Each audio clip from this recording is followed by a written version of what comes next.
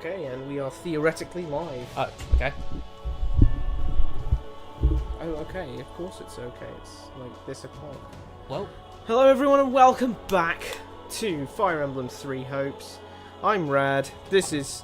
Spiky. And, last time we... What actually happened last time? I forgot. Last time, Count Burgleys and Hulse fought. We had a battle at Grunderfield. Oh, yeah. Yeah. Not much else happened, really. I mean, as usual in this game, it just kind of waffled a lot and then got around to doing relatively little. Anyway, the reason we're on the title screen is because we're immediately back into cutscene hell once we go in. Yeah. That'd make it like a good thing, wouldn't it? Like, what? Having some kind of opening thingy.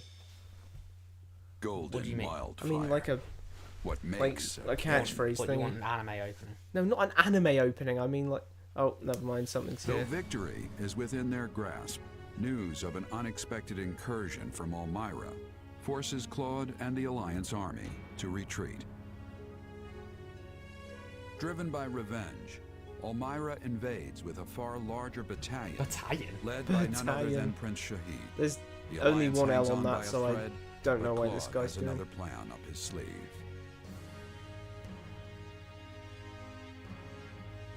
Claude has another plan. Well, that would be the first plan. Yeah, that'd Looks be like the we first made one. it back in time after all. The fighting hasn't really picked up yet. Like, Sorry we've already about all gone this. over how Did we just- foolish his Okay. plans were previously. Okay, everyone- The Empire just to face a new enemy on a new Everyone, battlefield. calm down. We really did just go that distance on the map that you could just look at and say, oh, well, we've gotten here in time. How? That's a continental map. How'd we go that massive length and then just say, So, the Almirans invaded. yep, The messenger ran down from Almira, presumably, Yep. to actual Adrestia territory. yep, And then we ran our whole army back up, not thinking, should we leave some guys behind here? That's Yep. all. So we just took Grunderfield and then untook it from ourselves. So in other words, That whole last chapter was useless. that whole distance was crossed twice. Yeah. Once by a messenger going fast, fine, and then again with an entire standing A army whole marching. standing army marching. So it hasn't picked up. I don't think the fighting ever will at this rate. Like, it's one thing for a guy They on a must horse. have taken months. Yeah. Literally months to invade. How long do you think it'd take a guy on a horse booking it from one end of Spain to the other? Yeah, I mean, it's going to be a while. At least a week. Like, yeah, bare minimum. Even if it's like, 12 hours straight, just like going at full breakneck pace. Oh, hey, welcome back, Cassie. Good Yeah, to wow. have you here. Yeah, very, very. You're more on time than we are usually. So Yeah. that's ironic. Yeah, no. Claude's back on his stuff. We're teleporting as usual.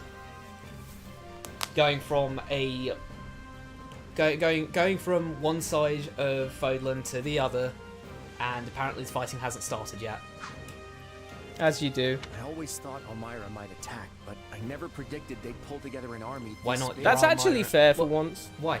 Well, because the last army that was sent was the biggest army ever sent to Fodlan, Yeah. which was a few years ago, admittedly. But doesn't he know his own brother? And doesn't he know the fact that, Elmira is a very large empire? Shouldn't Yeah, I he suppose maybe... he would know that. Although it's technically a kingdom, isn't it? Oh yeah, technically it's a kingdom. But it's described as bigger than Fodlan. Yeah. Cyril literally says, Fodlan's big. It's not as big as Elmira, but it's pretty big. So, Elmira is explicitly bigger than Fodlan. Yeah. And he's like, I didn't think they'd pull together an army this big. How small do you think your dad's standing army is, Claude? He just has a little baby unit? This is exactly why I didn't think we should attack the Empire in the first Well, you could have place. attacked the Empire and just left some guys at Goneril. I'm just saying, you didn't need to bring in Holst. Or Like, you threw everything in the kitchen sink at this guy. I swear.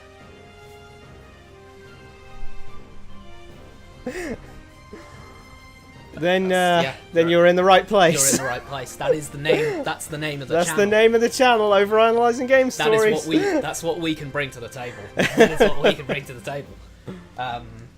Yeah, maybe I'm just ignoring what Hilda's saying, but I swear she didn't voice any of these concerns.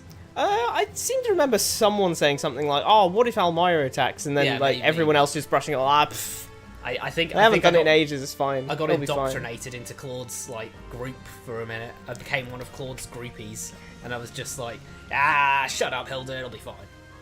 But I'll admit that no one could have seen this coming. Sometimes you just get unlucky. She undid her own criticism Wait, what? of Claude. She's like, I told you we shouldn't do it. But you know, who cares? I told you we shouldn't What? do it, but oh well. Oh well. What an amazing critique, Hilda. You've really outdone yourself there. She just gave up. She gave up halfway through her own sentence. That's because she's down bad for Claude. And I don't think there was any avoiding this. Well, Interesting statement, Marianne. Why? Why'd you say I that? don't think there was any avoiding this. Well, at least the Imperial Army didn't come after us. So our troops are still battle ready. I mean, what?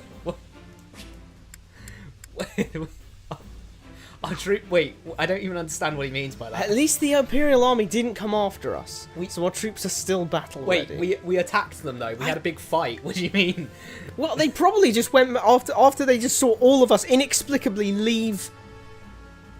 They're probably dumbfounded. They're just standing there, jaws agape. I mean, obviously, the real reason is that Burgley's man said, "Oh, I don't attack retreating enemies." Yeah, no. they just watched the entire army that conquered Gronder Field run off. So they probably just went back over to Gronder Field territory like, are they gone? Is it safe to come out? Oh, okay, Yeah. I guess everything's back to normal. Once again, absolutely right. They could have been prepared. What did we do? Go, It'll be fine. I would. The weird thing is, this, you know, under certain character archetypes for lords, this could be fine. If you have a particularly, you know, rough and tumble guy like Hector, say. Yeah. Like him making a strategical error, that's fine. That's fine. This is Claude, the supposed master strategist of Fodlan.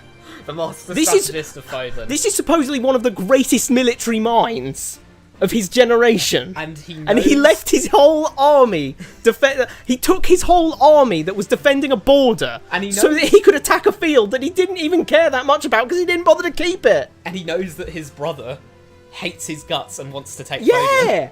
So the moment his brother hears that the border guard is gone, where do you think he's going? To the border! Why would the military strategist guy go, he probably won't try and beef me when the soldiers aren't there. What? Come on, Claude. We are technically at war with this bordering nation, but I think I'll remove the border guard so I can do my own invasion. And there's been enough meat in our rations to keep me energized. And Now that begs the question, where is he getting the meat from? Raphael, can you please stop eating all of our meat Yeah, stores? flipping heck, mate. I swear this happened before though. If someone said whenever we go to the canteen, I always mention we look back there and we're going. We look over the canteen and it's just, you know, banquet platters everywhere. Yeah. And then Claude will go, "Oh, we need Gronder Field because that could keep our territories fed." What do you Yeah. mean? Are you struggling for food? If you're struggling for food, maybe don't have banquets in the army halls. The thing is, I feel about meat, and tell me if I'm wrong about this. Yeah, I could see it. I could see Claude being a Gen Xer that's relying on luck. I feel like Claude's main addition to any scene is going, bruh, no way. Yeah. Like, It's a shame because like they evidently ran out of time to give his to do more than make his route in Three Houses a copy paste of Silver Snow, Yeah, which, as we all know, came first. actually, one thing I would say, I know it's kind of just saying the vague structure of it is better, but I feel like the vague structure of Claude being more active is a positive in Three Hopes. I feel like, I mean, I say I feel like because I can't exactly remember. It's been so long since I played Golden Deer, but correct me if I'm wrong, but I think Claude took a very backseat role of just basically being, Byleth, what do we do? Yeah, that's Which- the problem. Like, because you still end up doing the same things that you just do in Silver Snow, which means his contributions can't be that massive. Yeah, sadly. it just ends up feeling like Claude was. I could have sworn Claude was just like Setith, but he's Claude instead. Yeah, It just that's goes, basically it. What do you think we should do, Byleth? It's I like, think we should go to Gronder Field. it's like, wait, what's going on? What are you going to say about meat, though? Oh yeah, I wanted to, and correct me if I'm wrong on this, but like, isn't having loads of meat more of a sign of, or at least farm style meat as opposed to like game meat? Yeah. Isn't having loads of that, you know, a sign that you've got more than enough food to go around? Well, I mean, I think because you'd presumably be getting more animals, you'd be feeding the animals as well as the people. But Yeah. I don't know. Leonie herself said she was going hunting in one of the supports. that's So true. I don't know. Are we just hunting deers? Is there just like a correlation between where our army is and where the like how small the deer population gets? Yeah, that is true. Like, Dimitri gets a really solid character arc in his route. He's unquestionably the main character of it. Edelgard is arguably the main villain of the whole story as a thing.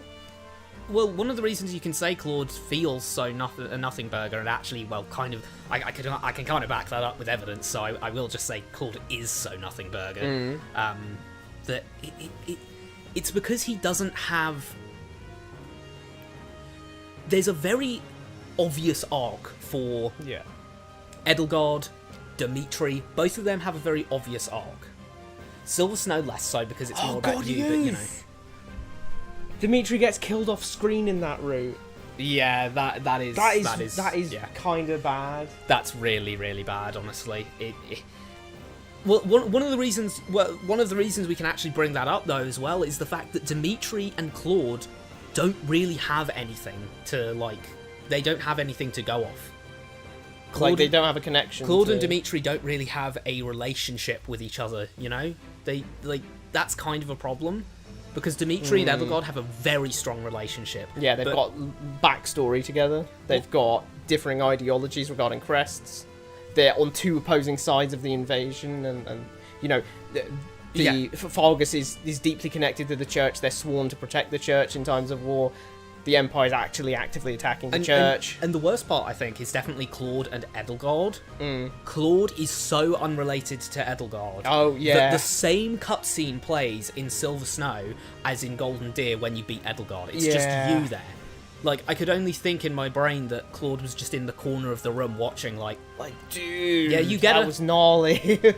Oh, good job. It's like, well, Claude, yeah, he's not here. He's not relevant. He's not, like, your lord, the lord of your route should really be present for the the final boss. You know, the main villain, the main antagonist's death scene. Yeah. He's not present.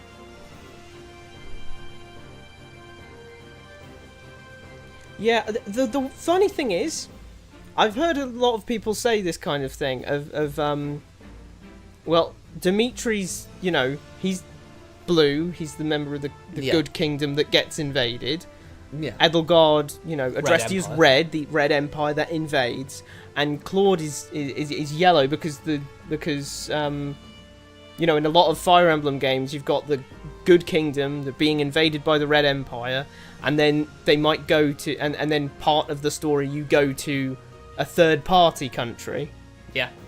And who's sort of an ally, and then you help them out in some way, and they afford you some resources that then you then go and fight the Red Empire with.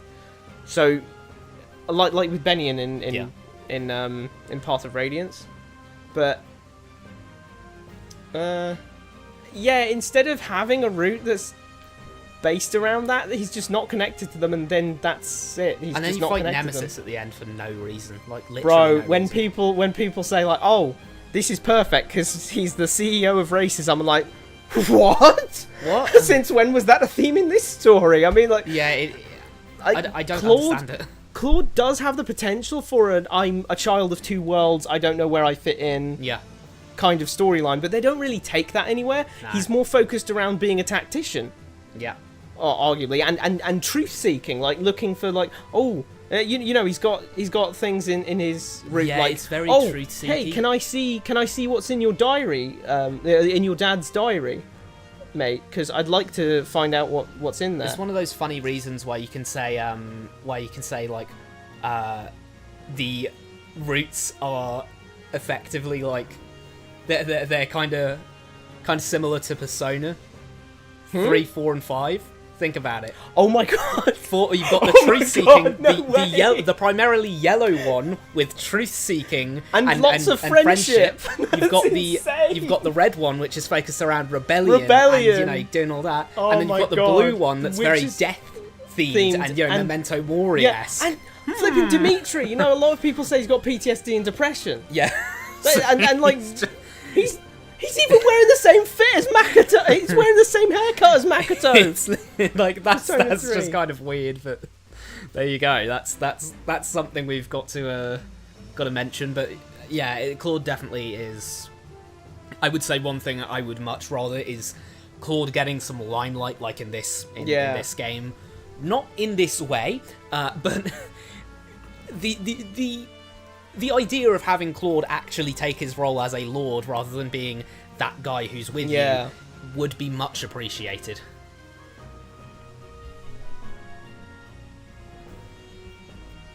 No, it's still valid. It's still valid. Like Xander and Garen, because in one of the supports, and like I don't know if it's just one support. There's probably multiple supports that are like that.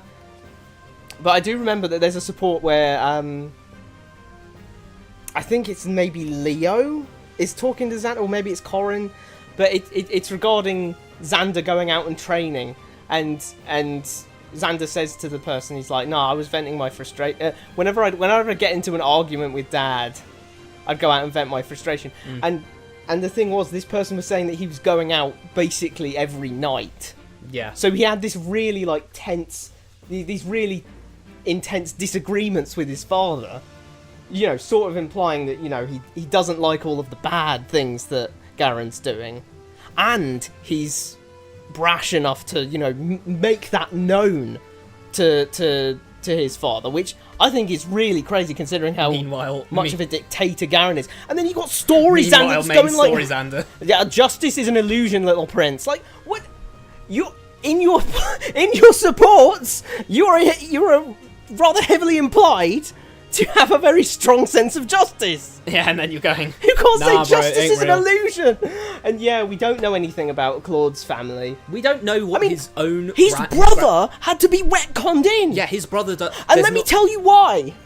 What? He had to be retconned in because Claude has this part of what Claude's got in Three Houses is, you know, the reason he's torn between Fodlan and between Almyra is implied to be because he is the only heir, right, for what's it called, Leicester. Yeah. He's the only heir for the Regan household, so obviously he has to take charge. But he's also the only heir to the King of Almyra.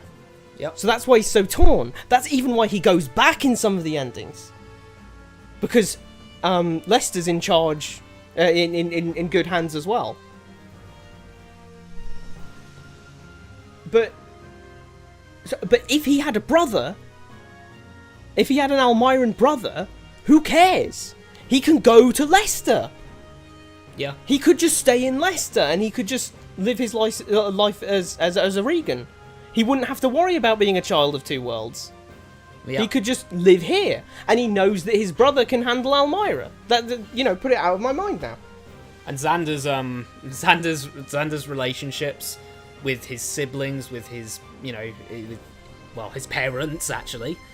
You know, I mean, really, any of the siblings, Nor or Hoshido, you can say any of the siblings. So many of them are just they just boil down to what are they to Corrin. And that's much of everything what they are, you know. It's just Elise is your little sister, you know, Xander's your big brother. Like, it was Corrin then, thanks.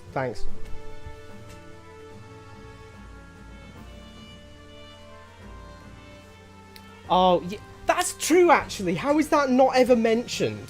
Yeah. Because Azura was a Norian princess, kidnapped, and raised in Hoshido.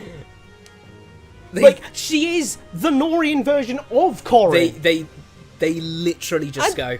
Like, when Corrin goes to Hoshido, all the Hoshidans are like, oh, yo, it's Corrin, no way, you're back, you're finally back with us, oh my god, I miss you so much. Comes back, Azura goes back and they're like, oh, hey, they're like, oh, Corrin, you're back. Oh, hey, Azura. Yeah, Corrin, at last. It's like, what's going on here? Why is she getting the short end of the stick? That's so mean. I also always find it weird because, am I the only one who notices that Leo, Elise, and Xander have blonde hair. Camilla has purple hair.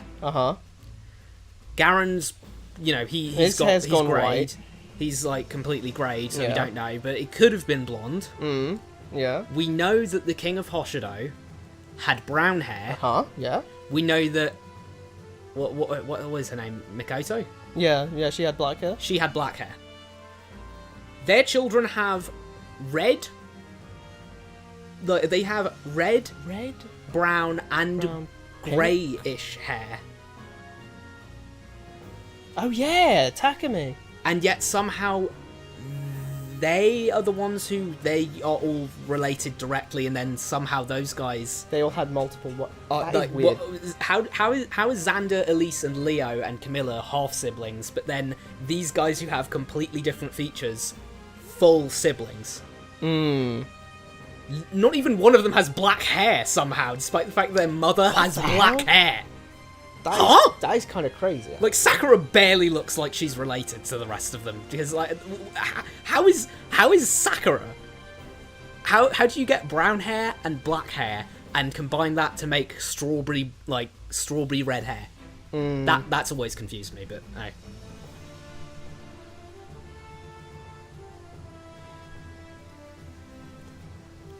Yeah. Thanks to the support from Margrave Edmund, we've had plenty of provisions. God, all this is just reminding me just how, able to fight effectively.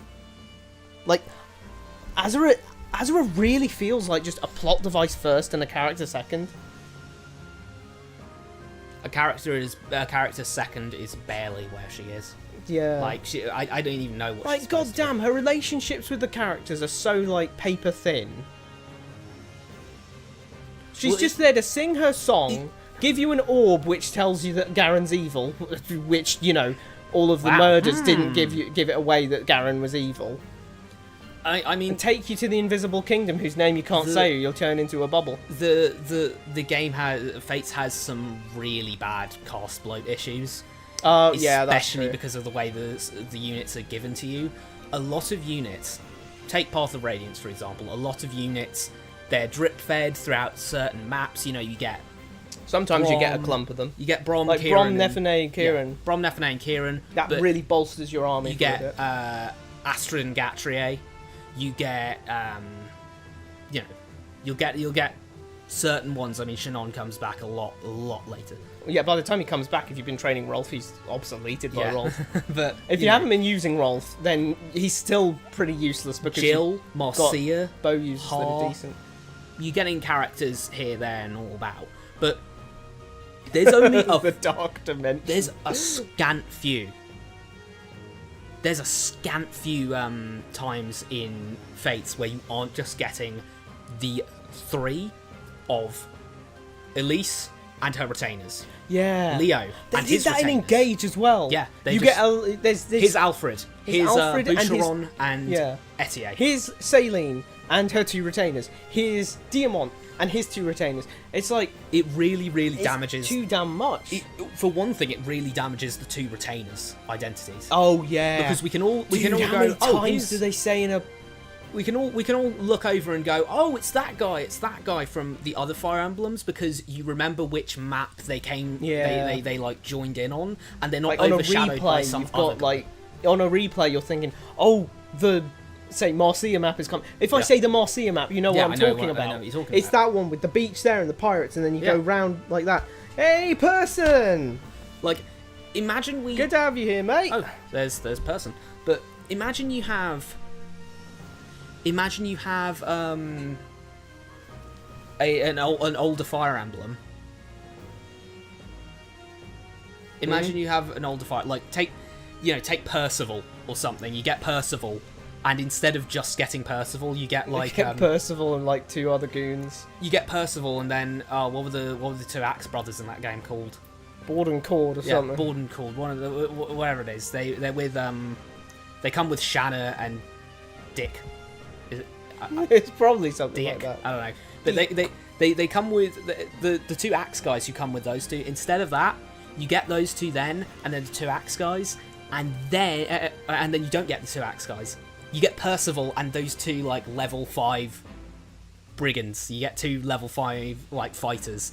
They would be absolutely ruined in terms of like standing out, because you'd be too busy like, yo, did I just get Percival? Wow, I love Percival. Look at this guy. He's called Percival. What a great paladin. Yeah. And then you just look at the other 2 and go, I have absolutely no clue what these guys are supposed to be. And that's very similar for the way that it works in Fates, because you genuinely do have Xander is really, really, really powerful. Yeah. Elise is a troubadour. Enough said. Yeah. Camilla is a really, really powerful Wyvern knight. She's a Malig knight. Yeah, so she can cast as well if you need to. Like, wow.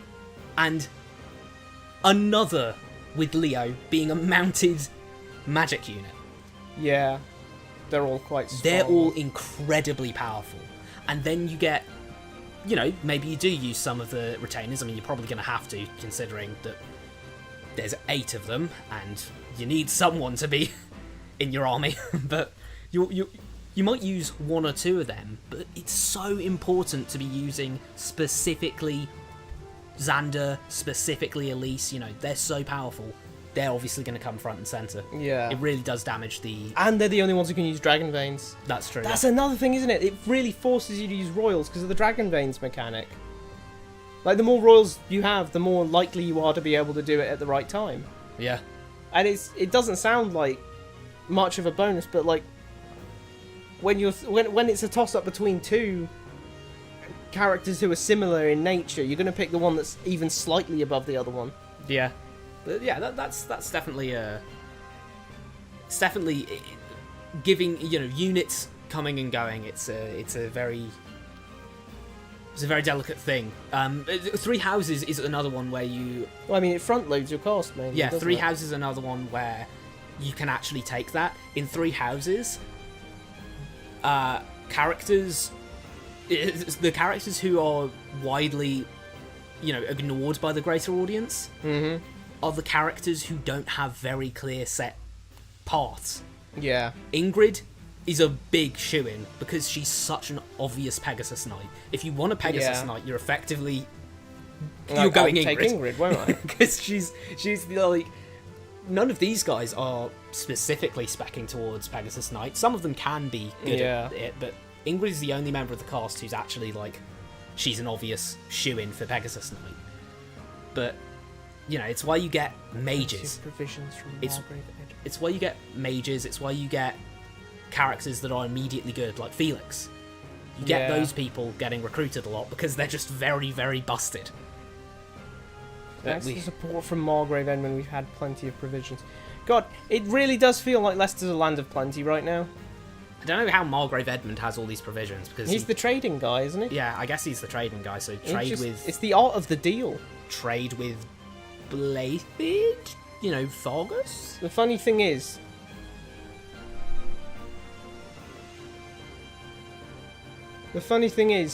he's... Fargus is valid about the poor conquest. It's the poor nation. They want to be... or rather, it's low in resources, right? That is true. Are they really going to be exporting that much food? But we can't be going with Adrestia. Because we're at war with them. So where is he getting all this food? I don't know. He's farming. He can farm, I guess. Yeah. Too many farmers, not enough able-bodied men to go in the military. It's so weird because like it seems at the start that they're just like based on them, and then you get in support. Oh yeah, I'm actually that guy. And it's not even like they actually drop each other's names in their A supports with each other. It's like Yo. Owain. Wayne, yo, what's up? Or like, Wayne calls him Inigo, and he's like, dude, that's... You can't use that name Don't here. use that name here. And he's like, no, there's no one around to hear. I guess you're right, Wayne. It's like, it's not just that. It's like, when Laszlo and Xander support is crazy, honestly, because it glazes Laszlo so hard. Yo, Like, Inigo, you're probably as good at sword fighting as me. Like, you might even be better than me. Like, you're so goated at sword fighting. I'm a dancer.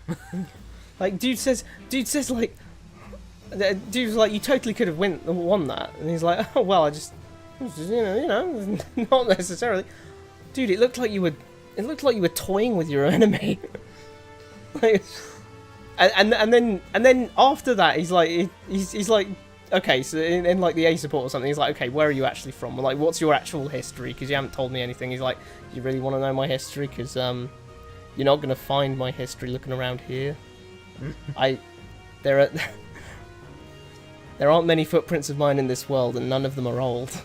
That line does go hard. He gets a hella raw line like that, and it's like, okay, so he's an ego then. Yeah. So he's an ego. All because of Claude's miscalculation. Not much of a miscalculation, it's more like you have an active threat on your eastern border, and you didn't guard it. What? Come on, we always dump all the tough planning on you. Tough planning? We've got nothing but appreciation for the It's work not you tough put to on. decide to think, should I leave some of my border patrol at the border with a nation we're currently at war with? These lots are mental. These lots are just mental. I can't deal with it. You see, the way it's thinking is, if I just We just say, need to say if hard we just enough. say that the strategy is hard and the calculations are hard, Wow, well what a then we'll strategy. be like, oh, he's so smart. He's dealing with all this hard stuff. Sometimes you get lucky, sometimes you don't. No, stop What saying matters luck. is that we made it here in time. Luck plays a factor in strategy, but a proper strategy has so little luck involved in it that, like, it's basically non... I think it was a couple of streams ago, but there was a section where I started chewing Claude out for saying that, oh yeah, well, with strategy, luck isn't real. And I was saying, whoa, no, you're did it two preparing. ways. You're preparing for every eventuality. You're trying to reduce the luck. You can't reduce the luck to 0 because you never know really what the enemy will do. You'll never know what they're going to do specifically. But you can reduce it down, and that's kind of what you want to do. In this case, though, Claude's just saying, nah, I mean, it's just luck. Like, Hilda said it, Marianne said it, now Sheds is saying it. Oh, it's just bad luck. It's not bad luck. There is an enemy at... We have a bear at our front door. Should we close the door or put some food on the floor? Claude said, let's put some food on the floor. That's what counts, right? Come on, Claude. Let's get moving.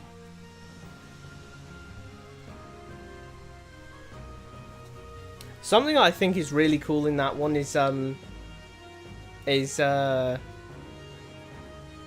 Inigo and this is like a really, this is an early on, this is, I think it's in like the C support, I could be wrong, might be the B support, but he goes up to Xander and he's looking him in the eyes. Xander's like, yo, why are you looking so hard at my eyes? And he's like, Norian Royals, do they have like a birthmark on their eye or something? It's like, you know, Lucina, and if he is Crom's son, him too. Sounds like I'm the one who needs to get his head on straight. At least he Okay. understands it now. Yeah, Put all that behind us and no, focus on driving back this scrap invasion. that, Claude. Everyone here needs to get their head on straight. Every single person in this conversation. No movement on the Empire side, huh?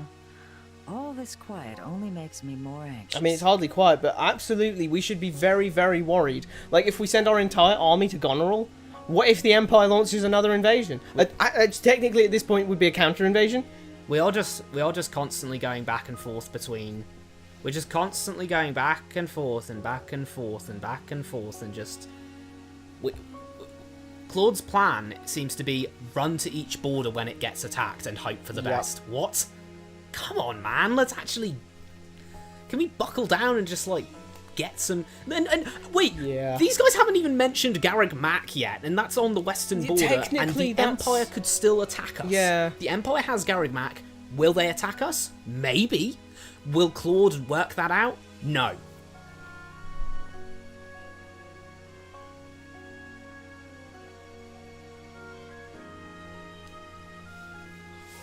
There's a conversation going. Wasn't it? There's a conversation now going on that is literally about Shed's aesthetics.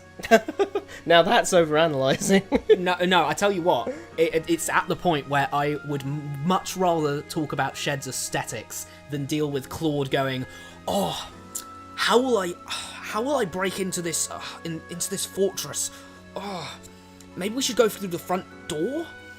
Oh, it's so difficult. No, let's not go through the front door. Claude, just come on. That one brain cell in there, you can get on through. Come on, you can do it.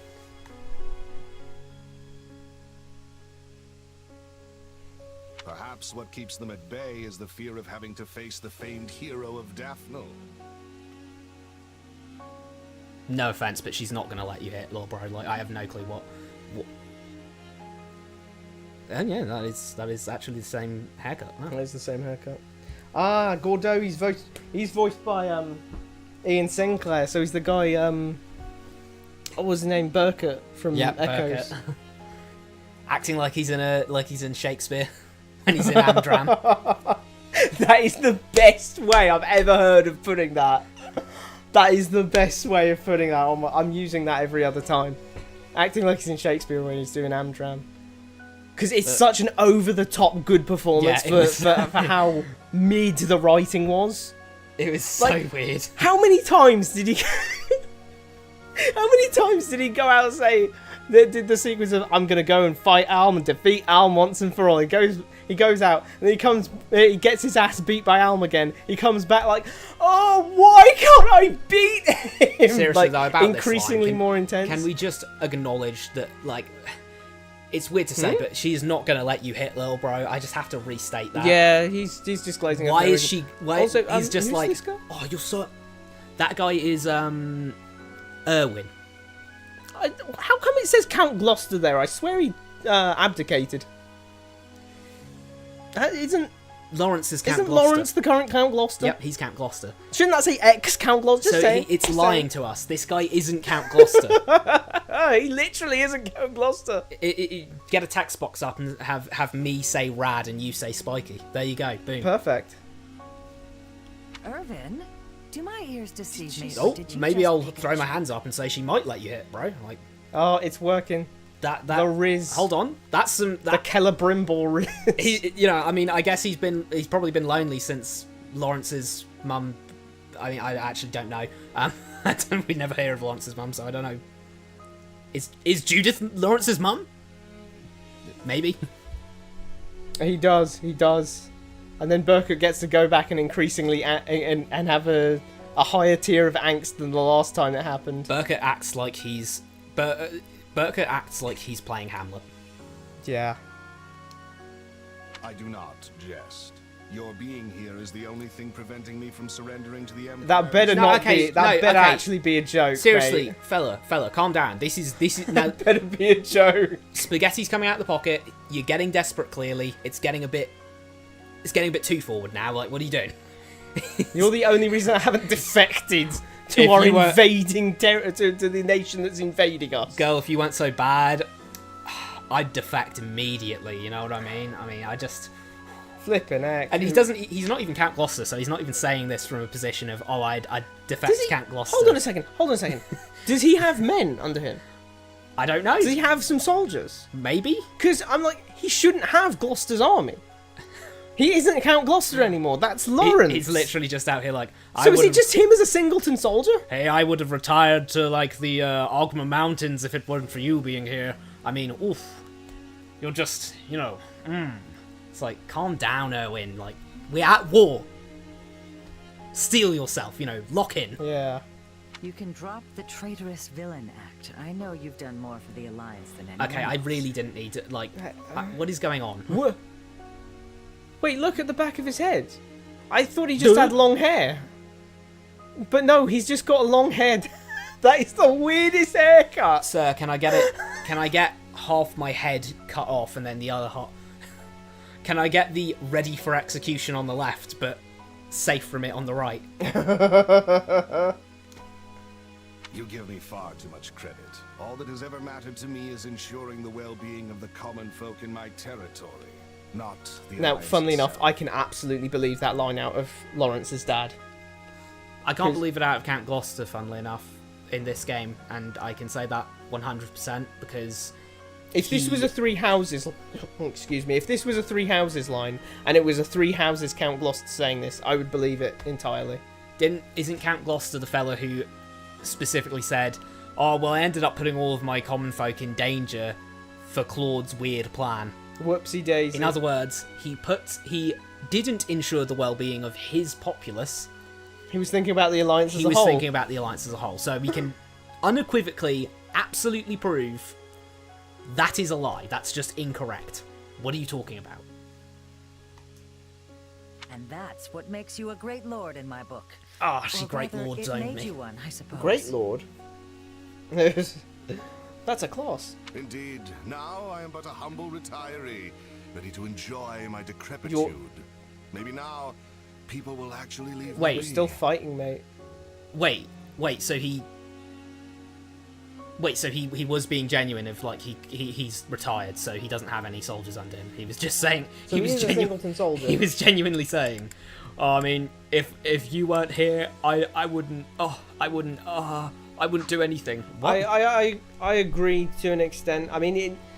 No, actually, it is kind of like it's all right. It's serviceable. It just isn't really saying much about the character at all. I think the funniest thing about this is that that little red flag on his shoulder is clearly just held on by that belt. Yeah. Like, it's not part of the outfit. It's just held on by that belt. Well, because his outfit is literally just the paladin outfit. Oh my god, it is. So it isn't even a unique outfit. No, it's not. Well, that'll be why it seems bland. That's why it's bland. Judith's just got a rough colour palette. Is the problem. Yeah. She's just brown and yellow and kind of blue, dark blue. Yeah. Also person. I let you live here for free and I don't even charge you rent. Sorry, I had to. Bringing in Wish I now, wouldn't count on goddamn. that. You'll have plenty of unwanted company if the Empire attacks. If the Empire attacked. I mean, I think since they invaded, we counter-invaded, and then left for some reason, I would say, yeah, they're probably like we should be realistically we should be sticking some people down at the Murden to watch. What do we? He's retired. Yeah, you're right. He's retired. Indeed, now I am but a humble retiree. I wouldn't count. He's a on retiree. I don't think he's going to fight. Yeah, he's just gonna go and chill. And at the don't say, Ogden Mountains oh paint or well, if something. they invade, he will. We're in wartime already. Mm. He's in Deirdre apparently, so we're far from the. Well, I guess a day's travel from the. Yeah. It does beg the question though. What is Judith doing here? I don't Like, know. because if Judith is hit, no, that still doesn't make sense. I was gonna say, oh well, Judith and her army were holding back Elmira, but Claude and the gang just said Elmira isn't here yet. They're considering holding back an invasion from Garag Mak, which would inevitably fail, and they're considering defending from Garag Mak, which would inevitably fail for the sake of plot. Oh yeah. Oh, I do not think we need concern ourselves over that.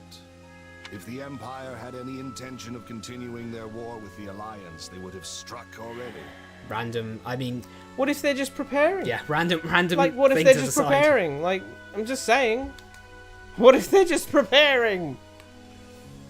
I imagine they have reconsidered their plans following that last We battle. got cooked on our territory. Oh, they left. Shall we counter-invade? This is the medieval times as well. We don't have cell phones. These guys don't even know what's going on down there. How the hell are they? You're right. like, Oh my god. what are they talking about right now? They literally shouldn't know this information. They looked it up on Twitter. They were on Twitter. What? How are they just instantly getting this information? I still don't know. Is Claude actually The thing was, he's if there updating was his blog on it. if there was like a psychic, like magical, clairvoyant, foresighty divination thing that you could do to get information between people, then I'd understand this. Like, you can just show that once and then imply it off screen, like here. But that's not a thing that they've said ever. Nope. That's not a thing that they've done ever. So we can just assume, like you say, that he was reading Claude's blog. He was just like, wow, what's Claude up to? It was foolish of them to start a war on two fronts in the first place, but it would be even greater folly yet to continue after witnessing the might I of the pray that Alliance. Judith actually takes him up on the fact that, well, we did technically start a war on two fronts as well, since that is our issue. We've got Almyra over there, and then, you know, Carrier pigeon. Yeah. I mean, yeah, I guess so. It's very fast carrier pigeons. With battle armor, yes. And spies. Yeah, that is true.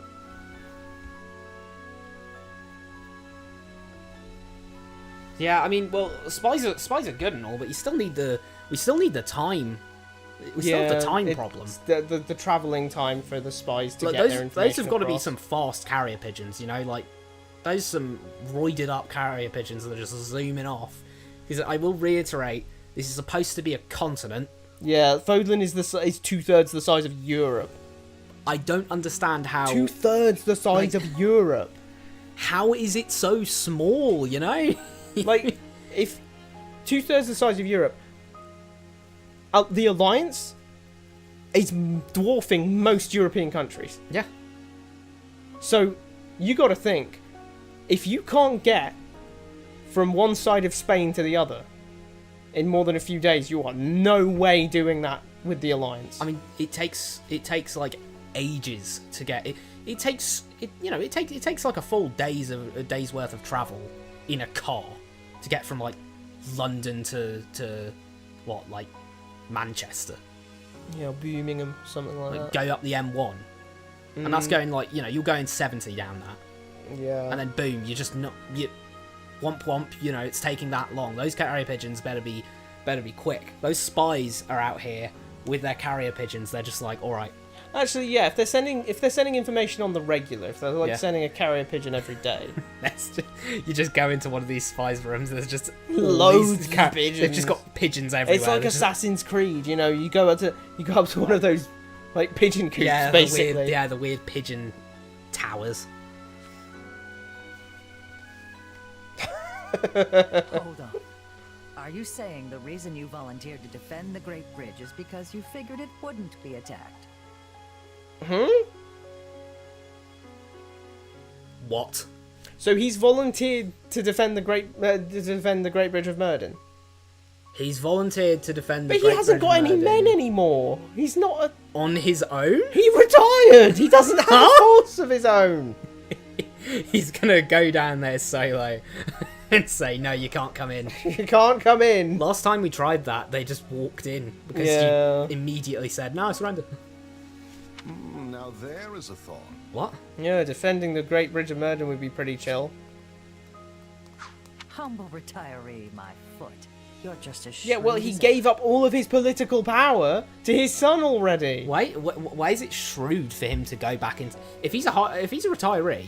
He's well within his rights to just chill Yeah, he out can on the just chill porch out. with a beer. He can just He go... doesn't need to go and defend a bridge. Get a little martini, go on the cruise ship to the Bahamas, lovely stuff, boom, enough said.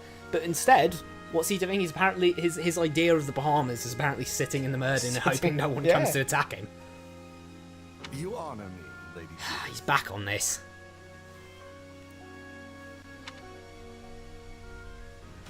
Okay, so this looks different. Huh? Oh, that's probably because Almyra's there. Wait, what? We just have the map. Oh. Oh, it is just the map. Are we doing that? Is it forcing it on us immediately? Did we not even get a time to chill Batten out down the with this? hatches, everyone. Oh, no, we do get to chilling out with the crew in the schoolyard. It's been so long since we've been here, I forgot Arvel was a thing. Oh, I forgot Arvel was a thing again. Now then. Once again, the enemy pops up where we least expect them. Even if we manage to fend them off, aren't we just continuing the eye for an eye cycle? However, I still trust that you'll lead us to the right answer. No, look, Arvel, if your country gets invaded, you have to defend the invasion from the invaders. Arvel is like... You have to defend the nation from the invaders. You can't just be able to, oh, the cycle of violence. No, they keep attacking us. Arvel is... I think Arvel might be the sole... He is... Bro's watching too much Naruto. He's the perfect example. This fella over here is the perfect example of, like, 14... You know, I'm 14, this is deep. Yeah. That's genuinely what he's giving us right now. He's just saying, "Oh, my eye for an eye analogy. That's pretty cool, isn't it?" No, it's not. Calm down, Arvel. Like the funny thing is, don't we? Isn't it basically the case that Foden never invades, like never counter invades Elmira? Yeah, apparently. Like I don't think we ever hear anything about it. If I'm wrong, then straight up tell me. I'll eat that crow. I'm more than willing. But I am fairly certain that Foden never counter invades Elmira. So this isn't even a case of an eye for an eye. This is a case of a guy beating you up every so often. And then Arvel's out here being like, oh, are you sure you should defend yourself from this guy who beats you up every so often? It's like, yeah, I don't like being beaten up. Maybe if I defend myself enough, he'll realise he shouldn't be trying to beat me up. Can either of you in chat work out what this is? Is it a sofa? bench, it's a sofa. I can't. And it's not the bed, because that's the bed. What? It'd be a very small bed too. But it's a sofa. Yeah, I think it's a sofa. Yeah, I guess so. But it's got no back. So you just fall over the other side if you try to lie down. Yeah, it's an anti-homeless bench. It kind of reminds me of a cot, you know? Like one of those, like for a baby, right? Is that just me? I don't know. Yeah. Nah, it's strange because it's a Switch. It should be as good as like a PS3 at least. Yeah, but the textures are a little bit naff here. It's 2D butterfly. Wait, what? 2D. What? It's gone. Is that 2D or is that 3D? I can't even tell. It keeps disappearing. I think Sparks is eating them. I'm so confused. Then again, it does look more like a dragonfly than a butterfly. I don't know. How can everyone act normal? Dude, this is Three Hopes. No one acts normal. This is the largest Elmiran attack in the history of the Alliance, right? So why is everyone going about their business like normal? I can't even think about it without feeling faint. Backlines for you. Well, that's valid, honestly.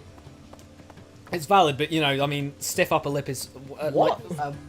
What? What do you mean, what? Like, Cynthia, you're looking at a chair. That's the strangest standing position I've ever seen. She's standing up basically in the corner of the room, looking at the corner of the room. She got up for a second, turns around, and the book she was reading has just been yoinked from the chair. It's just like, what? I can barely think of how... She's trying to have, like, a phone conversation in the corner. Oh, Sheds. What do you want? If you don't have any particular business with me, then I ask to be left in peace. That genuinely made me recoil. Grrr, ask what she's doing or accuse her of hiding something. Let's accuse her. Yeah, I think that would be funny. Are you hiding something, Lysithia? You can be straight with me. I promise I won't say anything to anyone. I was just eating a little candy. I wasn't even trying to hide it or anything, but I would appreciate it if you didn't go around telling everyone. Okay. Yeah, the graphics were definitely not one of the strongest parts of Three Houses, but yeah, they really could have. You know, this game must have been in dev for at least a couple of years, right? Like they could have maybe touched up some of them, but instead of that, they just made new models for all of the characters that they didn't really need because it's post time skip theoretically anyway. And here's Balthus. So the Elmiran army's on the move again. I wonder. I doubt he's in trouble, but I guess I should probably look into it. Ask what he needs or nod ambivalently. He's talking about his brother, isn't he? I'd imagine his brother. Ask what he means then, maybe? Oh, wait, who's in trouble now? Oh, don't worry about it. Something's just bugging me is all. Oh well, at least Holst and I are here. We'll turn them back at the locket. Which gap their locket's been taken. I mean, easily could happen. Then again, we've somehow managed to swag parade all the way over here. True. Oh, goddess, says Priest. The bishop ordered me to come and observe, but the situation is far graver than I expected. anticipated. The Alliance leader said... Expected. The Alliance leader said there was nothing to worry about, but I wonder if we can truly win this. I think we're good. We'll win. Oh, goddess, please watch over the citizens of Leicester. Yeah, I don't think there's any choices that do matter per se. Some of them, like in Three Houses, you get... This guy's living life. Oh, he's got a cat. That's so cool.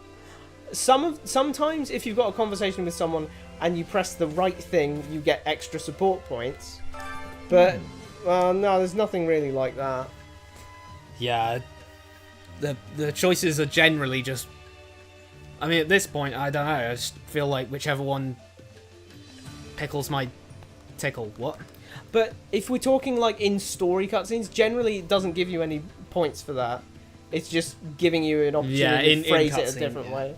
No, there was a really bad one that was like, it was something like, we'll get invaded by Elmira, and then they were like, yep, we'll get invaded by Elmira, and I was like, what the? Come on, man. Yeah, like, try a little harder. If you're gonna do like dialogue choices and you're an avatar character, then yeah, you can do those all about the place just to give the player a little freedom of expression. Like, you know, like in Mass Effect, you know, it's like you can be like, hey, I think this plan is great, this plan is alright, and hey, I think this plan sucks. But, you know, it doesn't really do much other than let you roleplay. But it really shouldn't be phrasing things like, where do you think we should go? To Elmira? Or to, do you think we should go to Elmira? Or do you think we should go to, Adrestia? And you pick. You pick, like, Elmira, and then they go, like, oh, well, that's interesting, but I think we should go to Adrestia. And then you go to Adrestia, it's like, well, why would you phrase it like that? Why would you let it look like you say, illusion of choice? Why would it look like I have choice? Like, just put it in a way that doesn't make it seem like I'm making the choice. I'm just reacting to your choice.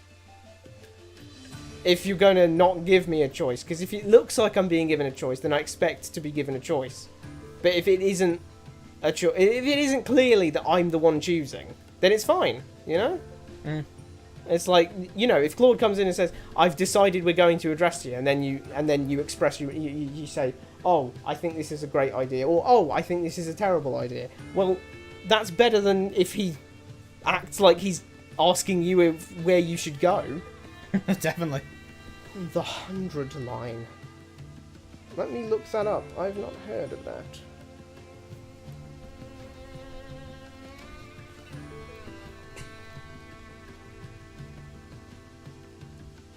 Oh, it's that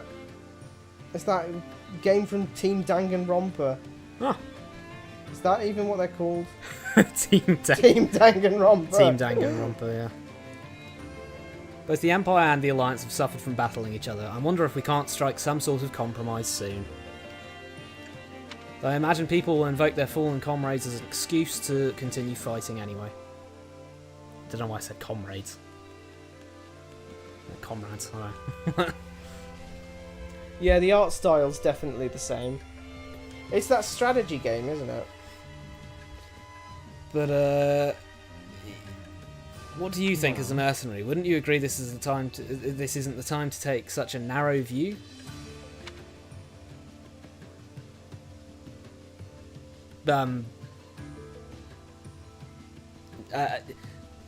As a mercenary, I'm going to say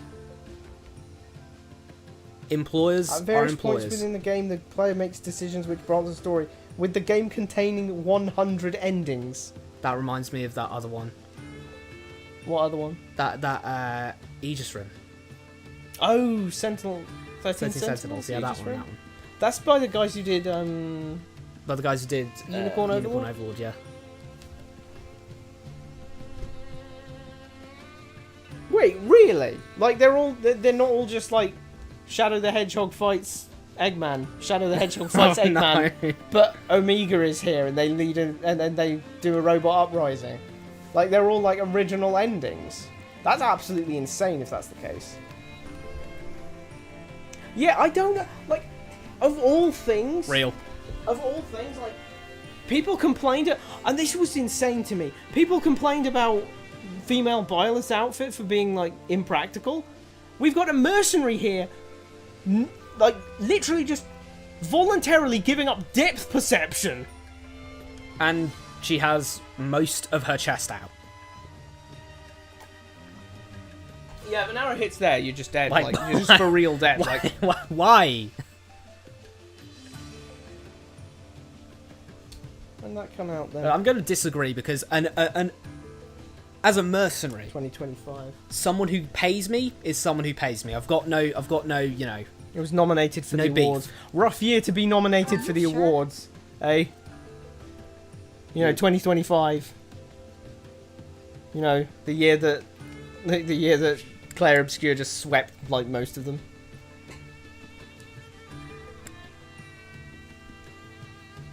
I got so confused by this phrasing that I just absolutely didn't know what he was asking me, so I clicked the wrong one. You really think so? The situation hasn't changed much at all. Plus, the Empire's still at war with the Kingdom. Why is that a plus? Why would... What a vexatious reply. Though I suppose you're not wrong. Why would the Empire still being at war with another country make them less likely to want to end this war?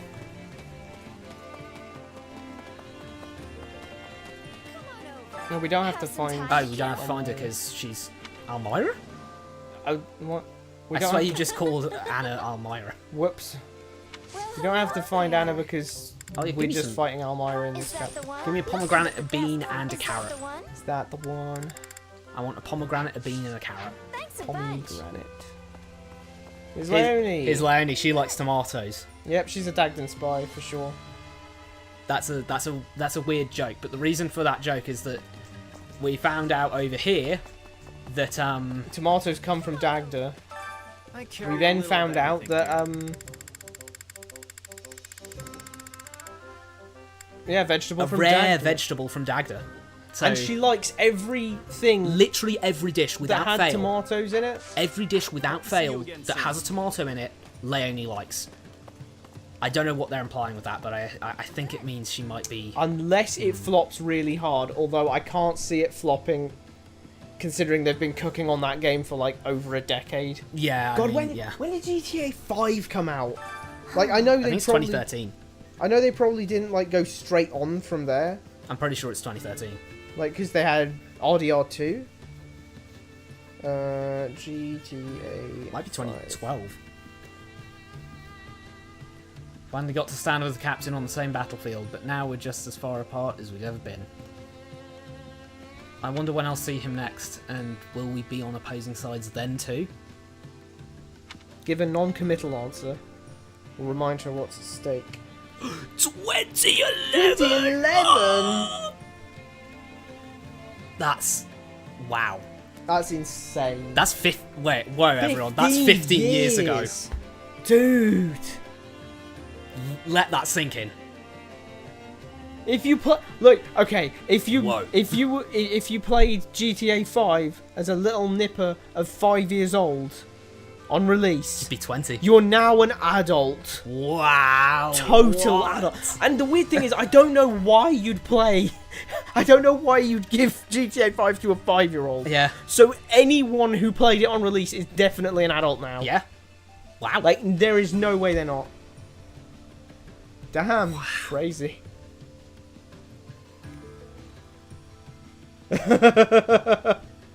Yeah. That's pretty popular, isn't it? I don't know how I'd make Spikey sit through Marvel movies. I think I did watch a lot of them. I saw... I think I'd expire from that. I think I would probably expire. Hugh School. Hugh School. Oh, typos. Only Hughes are around there. But yeah, I saw WandaVision. I saw Loki. I saw Captain America and the Winter Soldier. I saw like I kind of dropped off a bit recently. I haven't been watching them because it's just been like, well, they're clearly not getting any better. Like, I have a really hot take about I have this really hot take about what was it, Spider-Man No Way Home.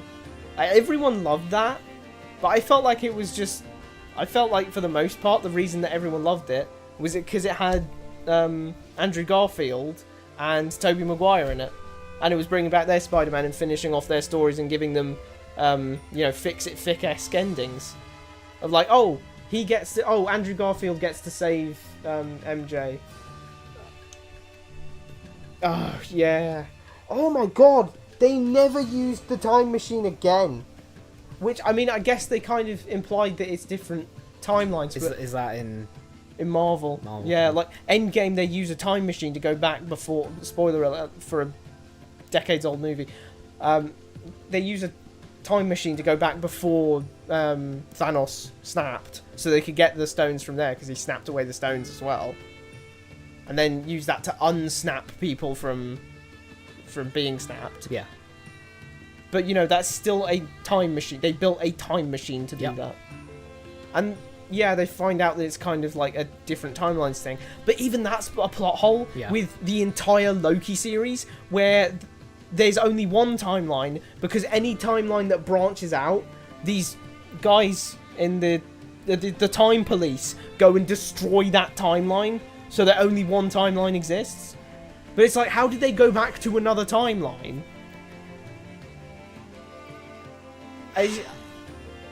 It's all a little bit funny. Right, hot take incoming from me now then, because I would like the reason why this guy couldn't get me to sit through any of that is absolutely the fact, and it's the reason I don't do anything comic related, or I don't read or watch anything comic related, is because I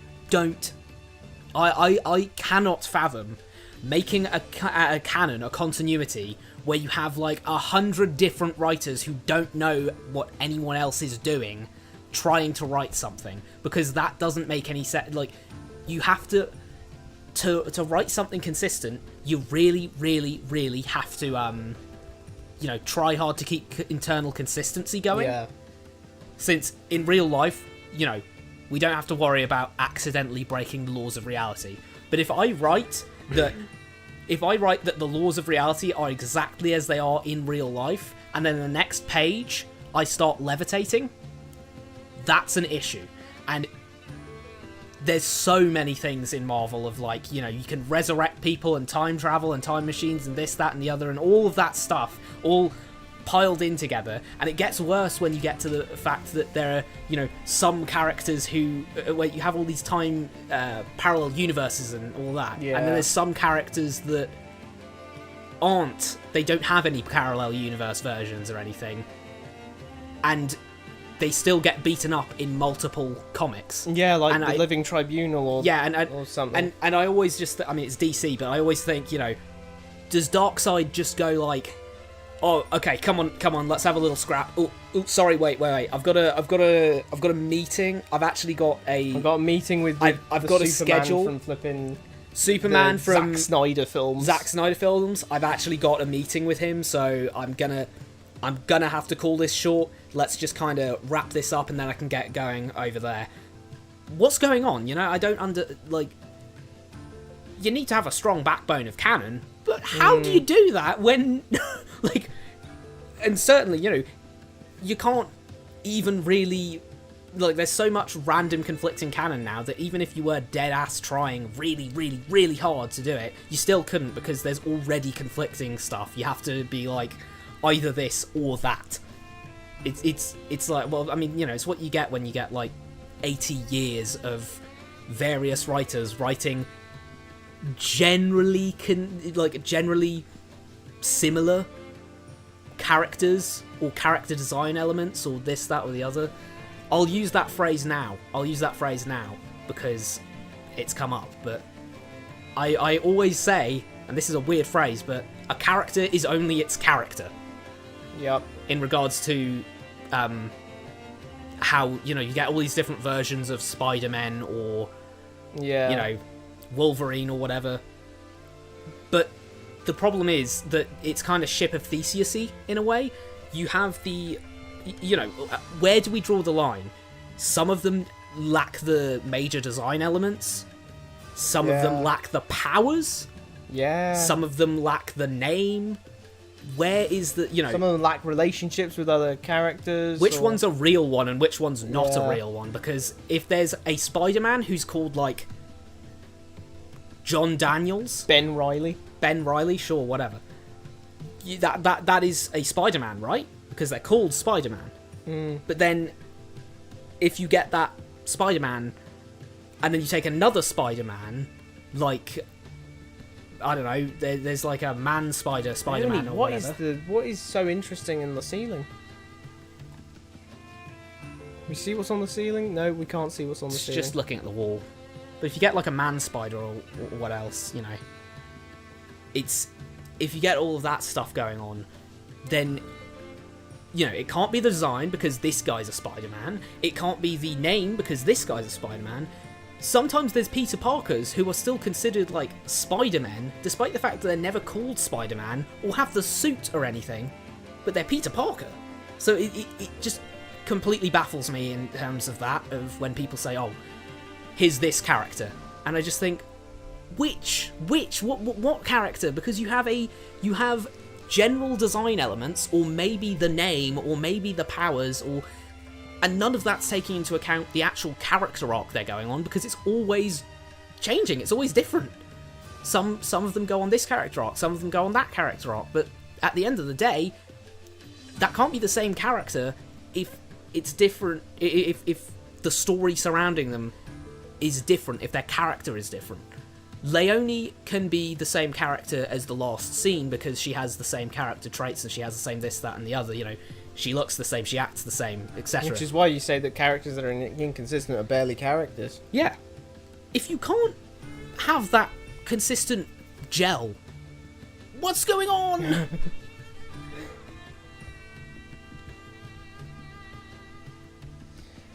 Yes, but to respond to the Multiverse of Madness thing, like, yeah, it was absolutely the movie that fell off for me in terms of Wanda. Like, Wanda's character was just flipping and flopping. It was going forwards and it was going backwards. It's going forwards and going backwards. Basically, Wanda's character arc throughout the movies goes like this. Something bad happens to Wanda. Wanda is sad. Wanda does something bad. Someone says, hey, Wanda, use your powers for good instead of evil. And then she's like, oh, great. That's a great idea. I'll be good. And then the next movie comes around and the same thing happens. Something bad happens to Wanda. She gets sad. She does something bad with her powers. And then they convince her that she can just use her powers for good instead. Yeah. And it happens again. And it happened in her first movie, where she was a villain for most of it. It happened in Civil War.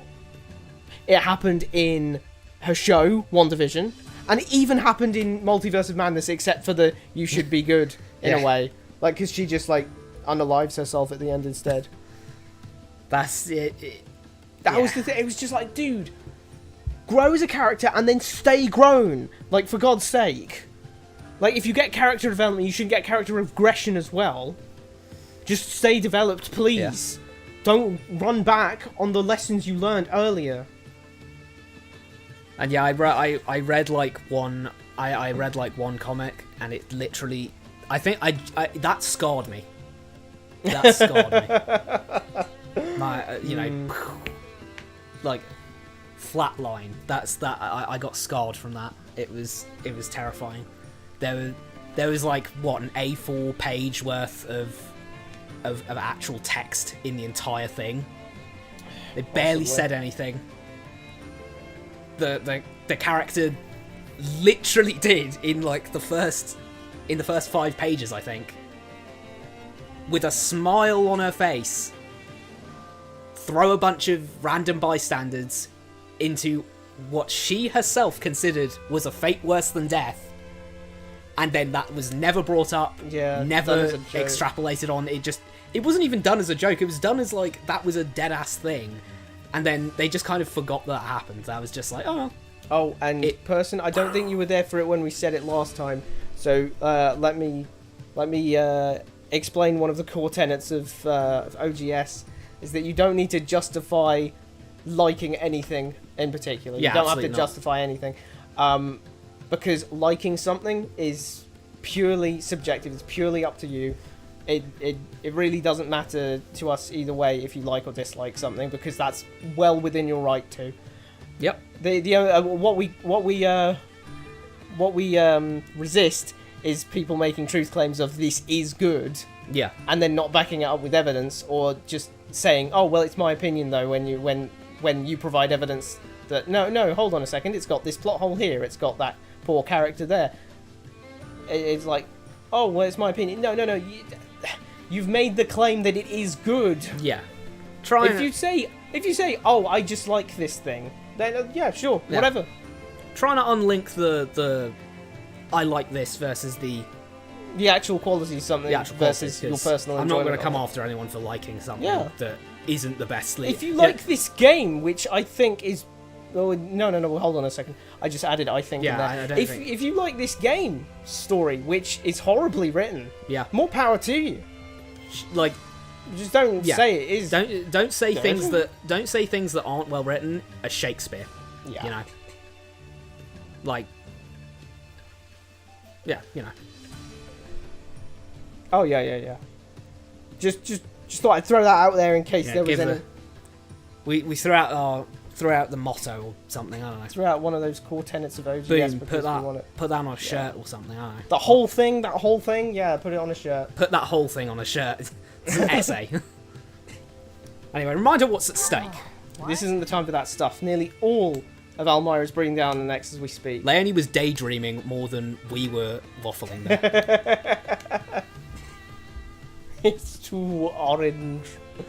I mean, it fits well with her colour scheme, I guess. But yeah, she could have just been wearing, like, beige. Actually, that would have made loads more sense. Is Leonie ginger? That's a good question. Do we consider this hair ginger?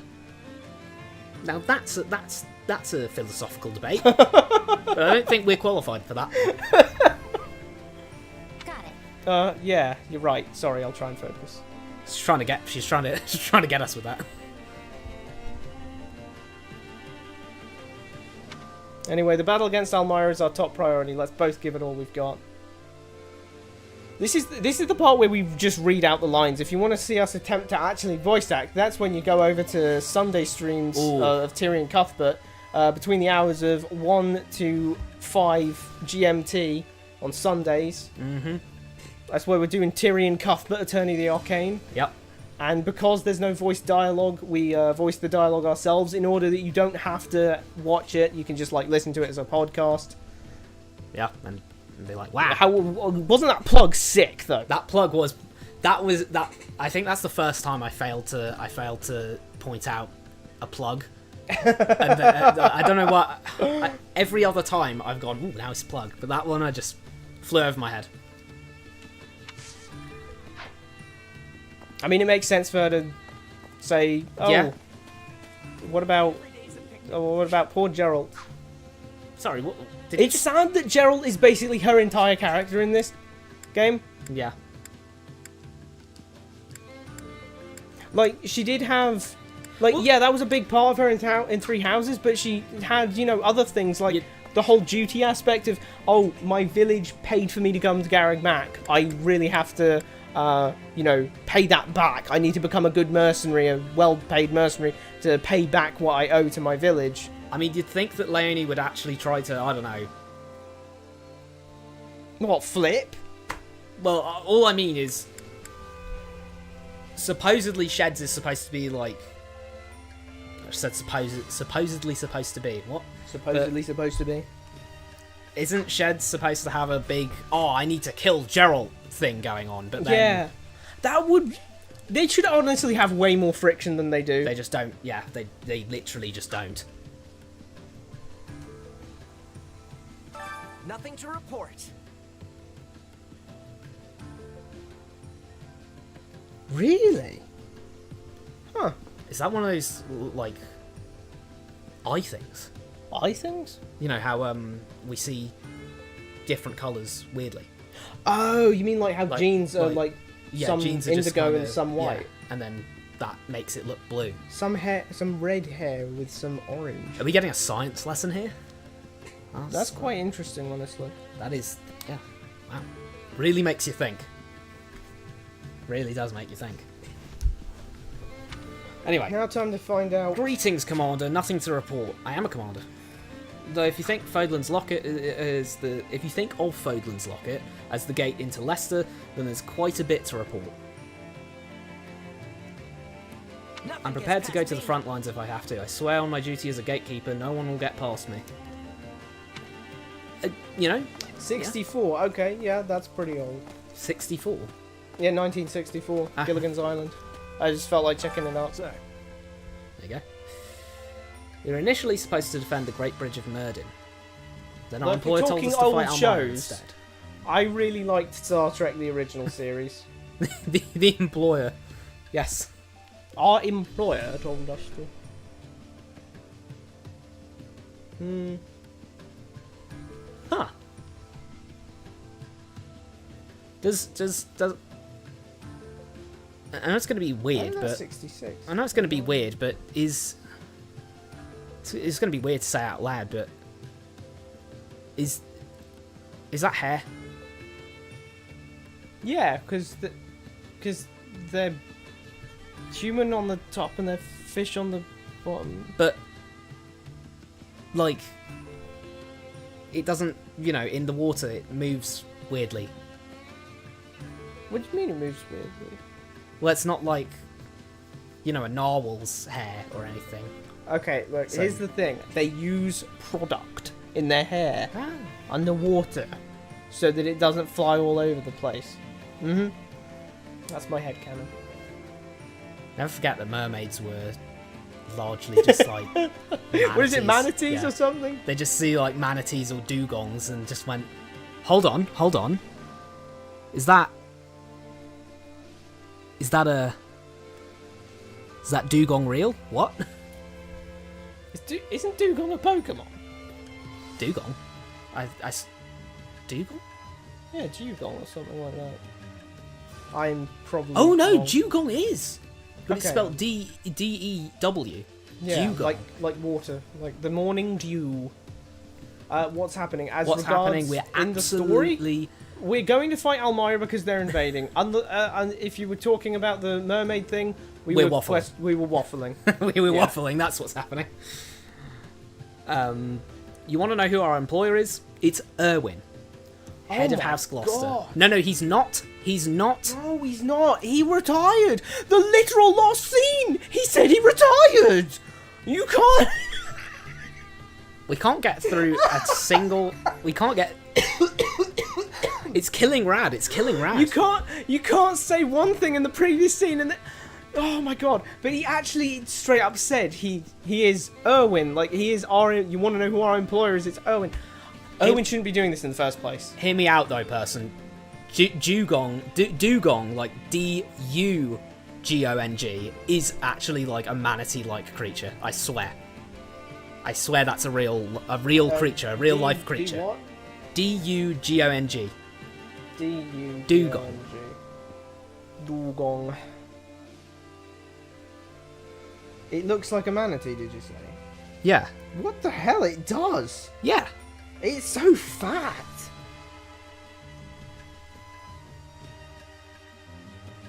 That is goofy lighting. Well, it's just shiny at the top too. They're there. They're just kind of they're just hard to see. They're weirdly spaced. He's got small eyes. Ugh. Wait, what's happened with his eyebrow? Like his eyelashes? He's going Super Saiyan 3. That's why his eyes are gone. His eyelashes. Where was it? You're a female mercenary, right? Wait. Let me get a standing female mercenary. I want to show you. So you want a weird model glitch? I'll go find a female mercenary. Yeah, they've got a thing clipping through their elbows or something, isn't it? Where's one standing around? I gotta find one. She's sitting, but I'll try it. I'll try it here. No, I can't see it. There's like a bit of geometry. There's a weird black spike coming out of their armpit, and I don't think it's natural. Are you? Oh no. Oh, this is rubbish. None of the female mercenaries we've seen are standing. What are these two doing back here? They're having a private conversation. Don't disturb them. Sordid affair. Hold on. What have I just found? can't. Wow, they don't We're want gonna you to ignore see. Ignatz because we're looking. Sorry, Sir Victor. Sir Because Victor, we're. yeah. Put respect on his name. I can't Is find that it. Bernadetta in there? Yep, that's I Bernadetta. forgot we yoinked her.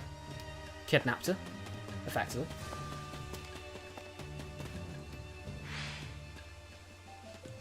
I mean, here's the legendary person hat where, as Person pointed out ages ago, you can't see. You can't see out of those hats. If you look dead on, how do you see out of it? It's like very barely curved upwards, so... Marianne's looking confused over there. She is standing, so maybe it'll happen for her. There, look, yeah, there you oh go. my god, there it is. You can see like black triangles coming out through Boom. her jacket every And so you can often. see. Wait, look into her. Oh my god! Oh my god! I can see through her. Oh Her my armpit God, I doesn't never have noticed that. rendering. That's insane. That's insane. Miss, you've got a little something over there. You've got a little Yeah, you've got a little. Jeez, they really cobbled these models together, didn't they? Like, what is going on here? Like a big spike like that. You should have noticed is that? don't you think? What even is that? It looks like it's part of their chainmail bit, but it like glitched out or something. I think the triangles that should have been in that spot are just poking outwards. That's a fair point. And why don't they have it when they're sitting down? Because their arms aren't moving in such a way that it makes the geometry come back out. It's not on males. Well, it's a different model, This is isn't a it? female issue. Hello, Marianne. People often criticise House Ed. I met with someone from my household earlier. My adopted father sent them here with some provisions for us. Did You know, people often criticise House Edmund for only sending supplies and never any troops.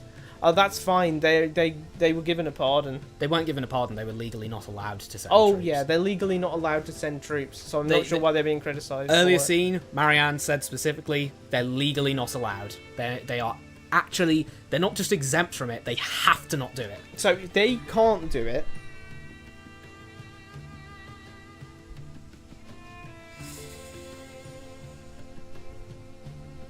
So they can't. So Edmund can't.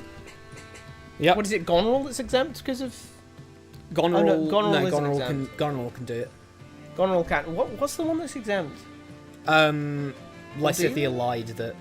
Oh, Cordelia she is- just lied about them being. She lied exempt. to us for some reason about Yeah. the fact that they were going to surprise the enemy. Yeah.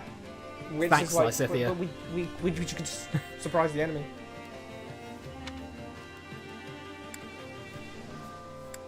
Yeah, I think this is kind of the time that they were... Because Engage didn't sell as well as I imagine they hoped. So I think this is probably the time they want to pull their fingers out and make a proper blockbuster. And try and recapture what they got with Three Houses of, you know, I mean- mainstreamish success. One big kind of scary thing is just the fact that they said it in Fodlan for me. That kind of, it's one of those things of like, are you doing this because you're... Are you doing this because that's the best-selling Fire Emblem game? Are you doing this because you know that Three Houses was actually like decently written and everything, and you're trying to Hey, look, expand we're on going that back world? to Fodlan. Or are you just going, which one had the most sales? That one. There you go. Oh, Three Houses did. Let's do a Fodlan sequel then. And they'll also probably find a way to clown on Ike in that one as well. Oh, yeah, they love clowning on Ike. I would like to see. I saw a Reddit post the other day on the Fire Emblem Reddit. Someone was like, "Oh no, look, I actually don't have a Reddit account." Is the funny thing, but you immediately felt the sword of Damocles of being a redditor. I am not hang a Redditor. over your head. I just go on the subreddits for series that I like every so often, see what people are talking about, Whereas see if using there's it- no news and things Whereas like that. using it for news, daily news, going on the BBC. You're like, oh, let's Yeah, see. so like I saw a post from someone saying it's been 6 months since we saw a trailer. It's been 6 months since we had our last Fortune's Weave trailer. When are we going to get another trailer? And it's Yeah. like, oh my god, it's been half a year Half a since year. that trailer. Ironic considering Engage was, you know, kind of really Yeah. anything but original. Yeah, it was supposed to be like an anniversary game. Yeah. It's like it was strangled between being an anniversary game that was like Oh, harkening back. That is and so what- kitschy. What? I just thought, is that why they make the avatar the Fire Emblem? Because, like, you're the avatar. So you're the You're the No! Fire... The real Fire Emblem is the fans. If that's what they did, if that's what they were thinking, that's really cheesy. Bro, I got lactose intolerance. You can't be doing this to me. Don't let it get to you, Marianne. Don't let it get to you.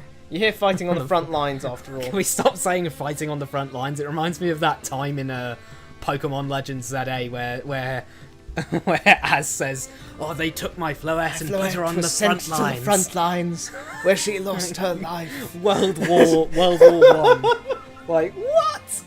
Did we really just get the line that a Pokemon was sent to the front lines? It's crazy the word choices they had in that game. She's just got like a little Barrett M15. Yeah, Just, God. like, what's going Poor on? Floette.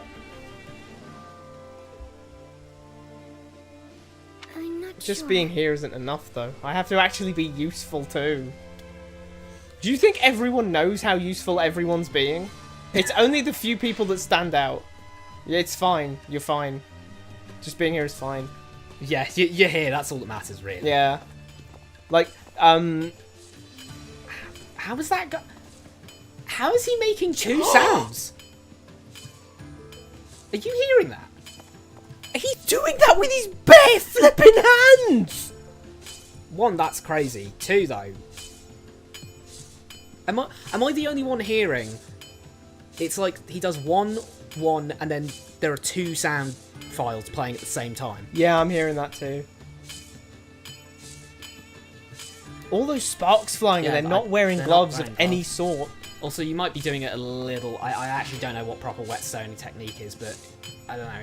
Is it? Should you be having that many sparks coming off? Little rough, don't you think? I saw a guy make a knife out of smoke. You what? I saw a guy make a knife out of smoke. And when he wetstoned, it didn't make any sparks. Then again, he was making it out of... What a walking animation! The guy's got the strut! Looking pretty jolly. Making my way downtown, walking past faces fast, and I'm homeward bound. Na na na na na na na. That's probably how it goes. Something He just like that. doesn't. He's feeling very jolly for, you know. Almyra's out east, right? Yeah, right direction.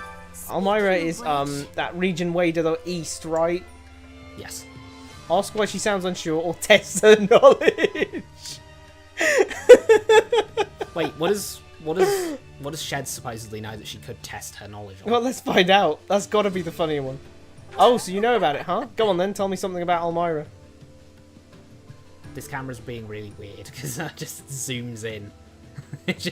Like, I'm trying to spin it around, you see, and then it just zooms in. Yeah, you're not allowed to go into It's the just shed. sniffing the door. That's kind of weird. Well, I know they have this legendary tree that's said to have stood for thousands of years. That counts, right? Why do you know that? Yeah, that was not in any source in Three Houses. That was hyper specific. Yeah.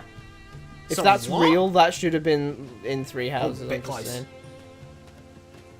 Yeah, no, that was that. Wait, does Bernadette what? Bernadetta's an Almyran spy. Oh no! We've got Dagden spy and an Almyran spy. It's perfect. And here's Sir Victor. Ah, that's right. Spies Something's everywhere. been bothering me. Why didn't the Imperial Army pursue us? They could have dealt us a serious blow if they'd attacked us during our retreat. Give your best guess or refuse to speculate about it. I guess I'll give my best guess. That's a good question. Maybe the Empire knew about Almyra's invasion too. How would they? Yeah. And even if they did, wouldn't that encourage them to attack more? All the Fodlan would be in danger if the Almyran forces managed to get past the throat. With that scared of Almyra.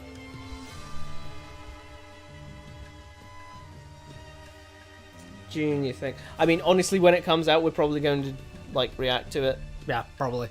Hopefully, we'll notice it. How would we not notice it? That's true. That is true. That could be it. you But if sure? that's the case, how would they have known about the invasion so quickly? They could attack us again at any time. Oh gosh, I sure hope Judith will be alright. Why is he singling out Judith? Why is he singling out? Yeah, what? She's the most well. Really, I hope Judith will be all right. Well, I guess the only other people they could say was Erwin, who's retired supposedly, or theoretically retired. Well, I think that's it. Actually, there's basically no one else named. So I do have to wonder, why has he got all of those poofy like trousers on? Like no one else wears anything like that. It's weird. I think Lindhart wears something like that. Oh yeah, he might actually. It's just people with a green colour scheme.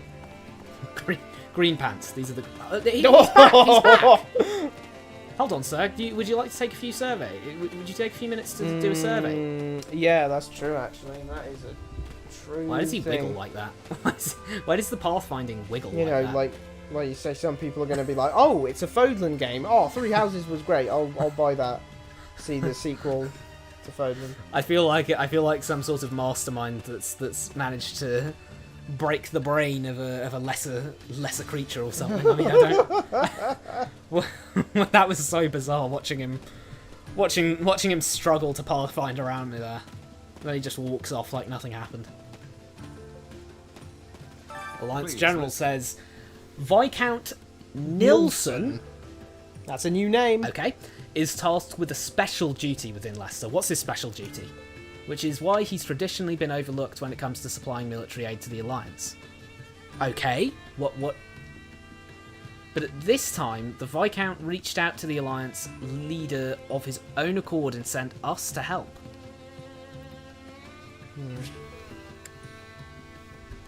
So usually he forgets to send troops, I'm guessing, for some reason, and needs someone to go over to him and say, "Hey, send us troops." But this time, he remembered. And we're not going to learn of what his special thing is. His special duty. No. After all, House Nilsson can't fulfill its duty if Almyra invades Fodlan. Well, tell us what the duty then is. Very, very... Tell us the duty. Amazing. Wow. That told me nothing. Like, the funny thing is, if we did learn what the duty was... What can we glean from this, That guys? would be... No, we can't glean anything from this. If we were told what the duty was, that would actually be decent world building. Because we'd have known this guy, and we'd know what this guy did. So we could... And once we knew that, anytime that thing is... Like, let's say his duty is that he's... You know, he's the one... You know, forming relations between Leicester and Garreg Mach. Yeah. Like, if he was that guy, then anytime Garreg Mach was in play, we could think, Nilsson's probably doing something about this. But no, we just get... We'd know something that the text wasn't telling us because of our knowledge of the world. He does something. Nilsson does stuff. Great. Thanks for telling us about... He won't be able to do his work if we don't get to the Alliance. Like, bro...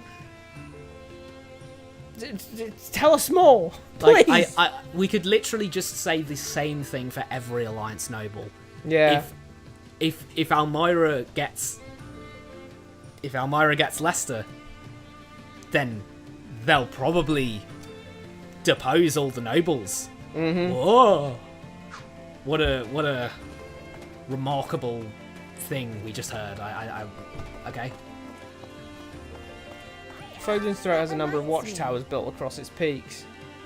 The soldiers stationed there keep watch for any sign of any movement from Almyra.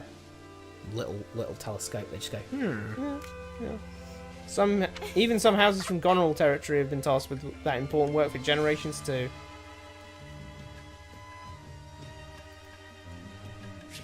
Huh? I guess that's supposed to mean soldiers from those houses. Wait, there are sub-houses in that, like... Apparently so. You know, Apparently viscounts so. and baronies in those territories? I got to dip for a bit. Okay, yeah. Hold down the fort.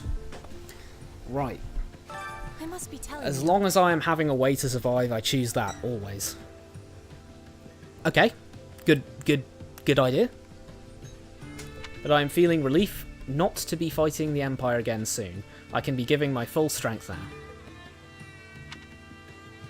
I guess I'm happy for you. I'm glad. Fighting old friends is never easy, even if you've truly switched sides. I don't know why we've decided she's friends. Like, why we...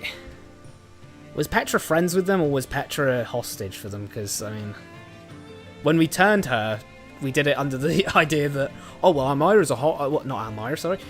Bridget is a hostage state, effectively, so we can probably get her, like, she probably doesn't really want to fight. Apparently now she has friends in the Empire army. Yes, Lady Edelgard gave her blessing before my surrendering. She gave her blessing? I mean, I can chalk that up, I guess, to Petra doesn't really speak very good Fodlan language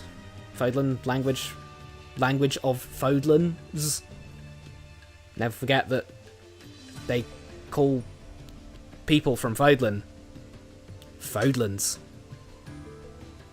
Hanneman made that what we have to call them. Fodlans. I don't know, it's kind of weird. But it's not easy to harmonise emotions, even for rulers. Who learns the word harmonise for that meaning? Actually, I don't know. I haven't learnt language, so... Right now, I'll be giving everything to defending against the Almyran attack. You're pretty far from home. What a romantic story.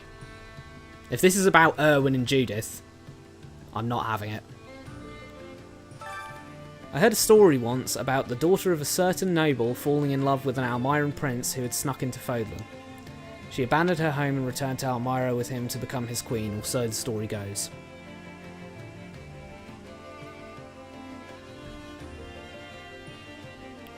Sorry for just going silent. I was just trying to work out how did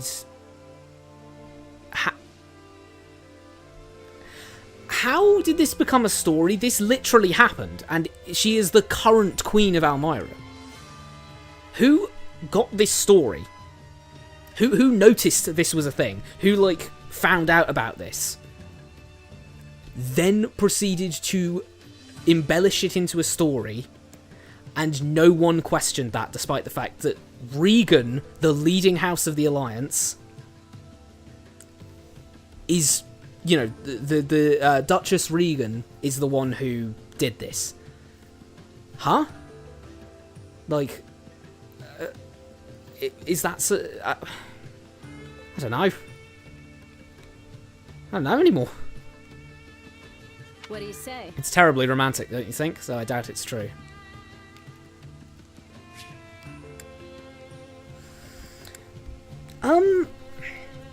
Now, is it that romantic? Because we've been told multiple times that the opinion of General Fodlan's... sounds weird to say, but the general opinion in Fodlan is that Almyra is a barbarian state of a bunch of, like, pseudo-man people. Pseudo-man people? They're barely, you know, half men, half beast kind of people. But is that, you know, is it? I don't know. Does that really track with this? Because I don't know why she'd say that's romantic. I think she'd say, oh, that doesn't, you know, bleh. Who'd want to go to Almyra? Ugh.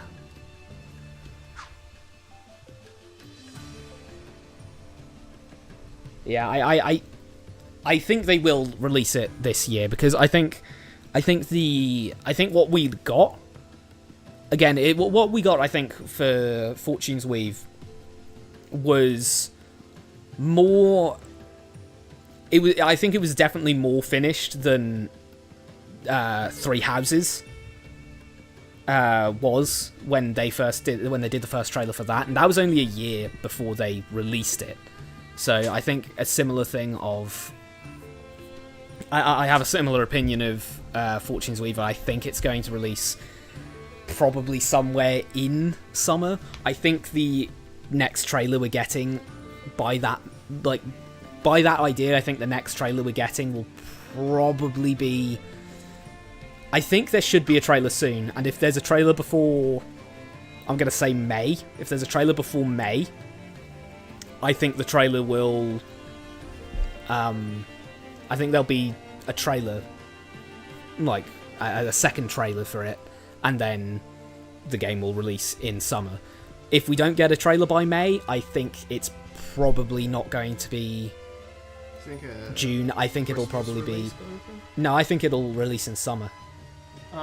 So I think it's going to release... I think if there is a trailer in June or a like June-July sort of time, I think that'll probably be the release for it as well. I think they'll probably be like one of those very close to release date like trailers. I don't know why they haven't built up hype for it or anything. I really don't. Yeah. I mean, we said it last time, but you know.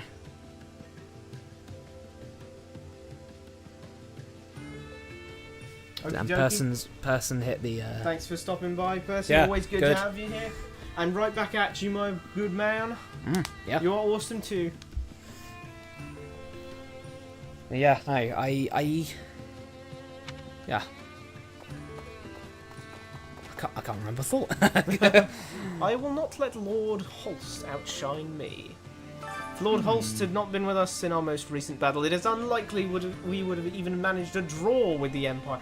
Bro, why are they glazing him that hard? He is a non-crest user. How? How is he making these waves? He's Holst. It's just not in line with how the canon of Three Houses works, with the Fodlan canon. Characters with crests are superhuman. They are supernaturally powerful. Person. You know, from this angle, I kept seeing the like hand thing he was doing as like some sort of sigil, and I was so confused. I was like, I don't see Is what he casting a spell? What is he doing? Yeah, I kind of get that. It definitely feels like what they are banking a little bit on the sheer weight of the Fire main Emblem name. the Fire Emblem name and the main cast, being like, here's the main cast. Yeah, I don't know what they're doing. Fodlan game.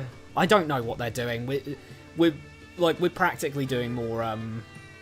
Yeah, we're just speculating in the dark. We're just speculating in the dark, and we're practically doing more advertisement for them than they are for their own game.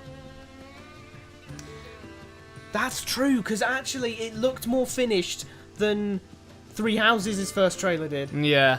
And by a fair margin, I'd say. I think they're maybe a bit concerned of criticisms and everything. I don't know.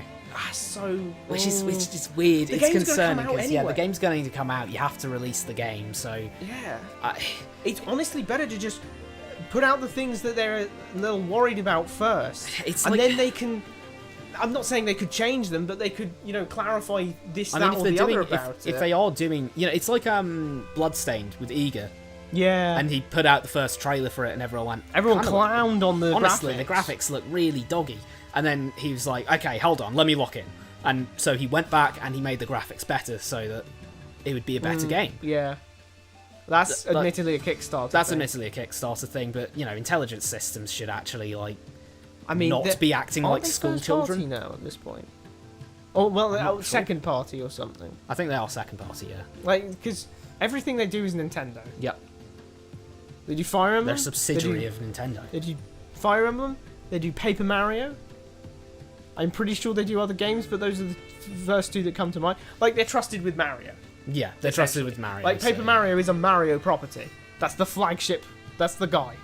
So they're pretty important. They're pretty high up. So I don't know why they're. Yeah, I would much prefer for them to actually give us some stuff. And honestly, since Final Fantasy insists on never doing another tactics game, Fire Emblem is essentially just the strategy game. It is, yeah. It is the big series of strategy. It's the big series strategy game. It's the one that's actually doing numbers. Yeah. It's the Pokemon of strategy games. Three Houses doing 4 million is no joke. So I would really, really hope they wouldn't play this weird game of they're playing coy with information. Miss Teacher, my schoolwork, it's my schoolwork got eaten by my dog. It's like, just show me a trailer. Show me a trailer. I don't care that your trailer got eaten by a dog. That doesn't make any sense. Intelligence systems, show us the bloody trailer. Huh? You must have more information. We need to know a little more about what the game's doing, but, perhaps, like you say, it's a case of they're afraid that people will get backlash from... Because we know so little about it that people are debating over whether or not it's a sequel or a prequel. It's obviously a sequel. Yeah. I have proven this, but... You haven't proven this on stream, to be fair. Oh, right. Oh, yeah. Okay. Well, here's why. Here's why, right? This can't be... Like, 'cause one of the things people say it's a prequel for is Sothis. Yeah. We see an adult Sothis. So therefore it's a prequel before she was killed. Okay, all well and good, except Dietrich has a hero's relic that is referred to as a hero's relic. That means, and since we know the Sword of the Creator was the first hero's relic, Sothis should be dead by the point that this relic exists. Yeah. And if we're talking about it being referred to as a hero's relic, well, that was after the War of Heroes in the first place. It's by which point Sothis is already dead. Yeah, so it's pretty much directly stated that it kind of has to. For So canon it's to be definitely safe, it has to be a sequel. But I tell you what, Cassie, it might not look interesting enough to get, but you could always stick around to watch it since we'll be streaming we're it going on to be release. streaming it on release. We'll be playing Fortune's Weave. There was a good plug. Boom. Wait, there you go. Oof. Yep. So don't worry, you won't even be missing out on the story. The same is true for our current situation. Who knows what would have happened if he had not moved as swiftly as he did? Why is he sliding? Okay, he stopped sliding now. No, he's sliding again. Does he not make you feel rather pathetic in comparison? Everyone's doing their best, or everyone needs to try harder. Everyone needs to try harder. Yeah, let's do that one. Yeah, he's very much I can try harder, I can try harder, I can try harder guy. Holst is mighty impressive, no doubt about it. We need to do better so we can keep up. I mean, basically, the only thing you need to know about the only thing you need to know is that the Sword of the Creator was the first hero's relic. That was made out of Sothis' bones. If Sothis is alive, then well, her bones must not be in a sword because her bones must be in her body. In other words, either Sothis doesn't have a spine. Spineless Sothis. Like either Sothis just doesn't have a spine. She wasn't acting like Bernadetta, don't worry. Ah, that's true. Or it's set in the future. Yeah, so it's set in the future. Now, as for why Sothis is back, my guess would be that it's that she a cheap member berry, so that they can sell their pathetic. Oh wait, sorry. I mean, ultimately, it is like. I feel like that's for the fans. That's there for like, oh my god, Sothis in the flesh. Well, they did put it at the end of the trailer, and and have Cassandra Lee Morris go like, "Oh, you really thought you'd see the last of me?" It was like, oh damn. That was a meta joke, wasn't it? That was a meta joke. Like, it was just a meta joke. She was really just saying that at the audience. Fortune's Weave. So it's about these four guys and their tunes, or their stories weaving. Woo! It's gonna be great. Yes, I suppose we must. Very well, we shall not let Lord Holst outshine us in the next battle. Typical OGS. What? We're nearly 2 hours in and we haven't done any gameplay. Well, yeah. I talked to some merchants on the way here and they say the battle on the Western Front is getting worse. That's really bad. That's so bad. Count Rowe had been in... Oh, right, that Western Front. Sorry, I thought you meant our West. Yeah. Not the actual Fodlan West. Count Rowe has been in charge of Arian Road, but now he's turned traitor and joined the Empire. And the two armies have been taking turns wresting control of the fortress from one another. In other words, neither of them are gaining ground. Imagine fighting over a fortress. How bad is Arian Road? Imagine fighting over a fortress. I want the fortress. No, I want the fortress. I want the fortress. Give me the fortress. Mum says it's my turn on the fortress. Like, you can just take it like that, boom. Fortresses are meant to be hard to take. That's the point of a fortress! You'd kind of hope.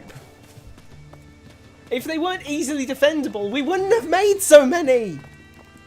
Look throughout history. People build fortresses at places they want to defend. We've said this a million times. We've said this a million times, but yeah. I think me or his arms are huge. They're the size of his head. Wow. Long ago, when I served House Goneril, there was a young Almiron, young Almiron boy there, not multiple. We know they had multiple. They had multiple. Although he is singling out Cyril. Hold on. Hold on. I'm gonna get real with it, and I'm gonna say it. I don't even know if I said it in the last stream. I think I must have. But don't forget everyone, that Hilda has multiple Almiron child slaves. Yep. That's confirmed in 3 houses. Look at the Cyril support with Hilda. Look at Hilda's paralogue, and I think it's Cyril's support with. One of his B supports. He says that. I think it is his B support with Hilda, where he says that it's great to be in Garreg Mach with Rhea because they feed him every day, contrasting his previous life. So, yay. Honestly, Fates is the one that I would like to see remade. Like, in the sense that, like, it has a lot of potential that was never realised. Yeah. Like, there's a lot of characters and a lot of supports and a lot of, like, elements to that game where it's just full on potential, man, you know? Yeah. Always could, never is, kind of thing. It's really weird, because I'd actually say that Fates is... The modern games are really weird with Fire Emblem, because they definitely don't feel as congealed as... Look, the past games... Yeah. Everything up to, what, Radiant Dawn? Boom. It's a continuous linear line of, like, fairly similar games, you know, structurally, everything like that. Yeah. Since Awakening, we had Fates that is very much like Awakening. Mm-hmm. And then we had 3 houses, and everything flipped the script. Yeah. And then we had...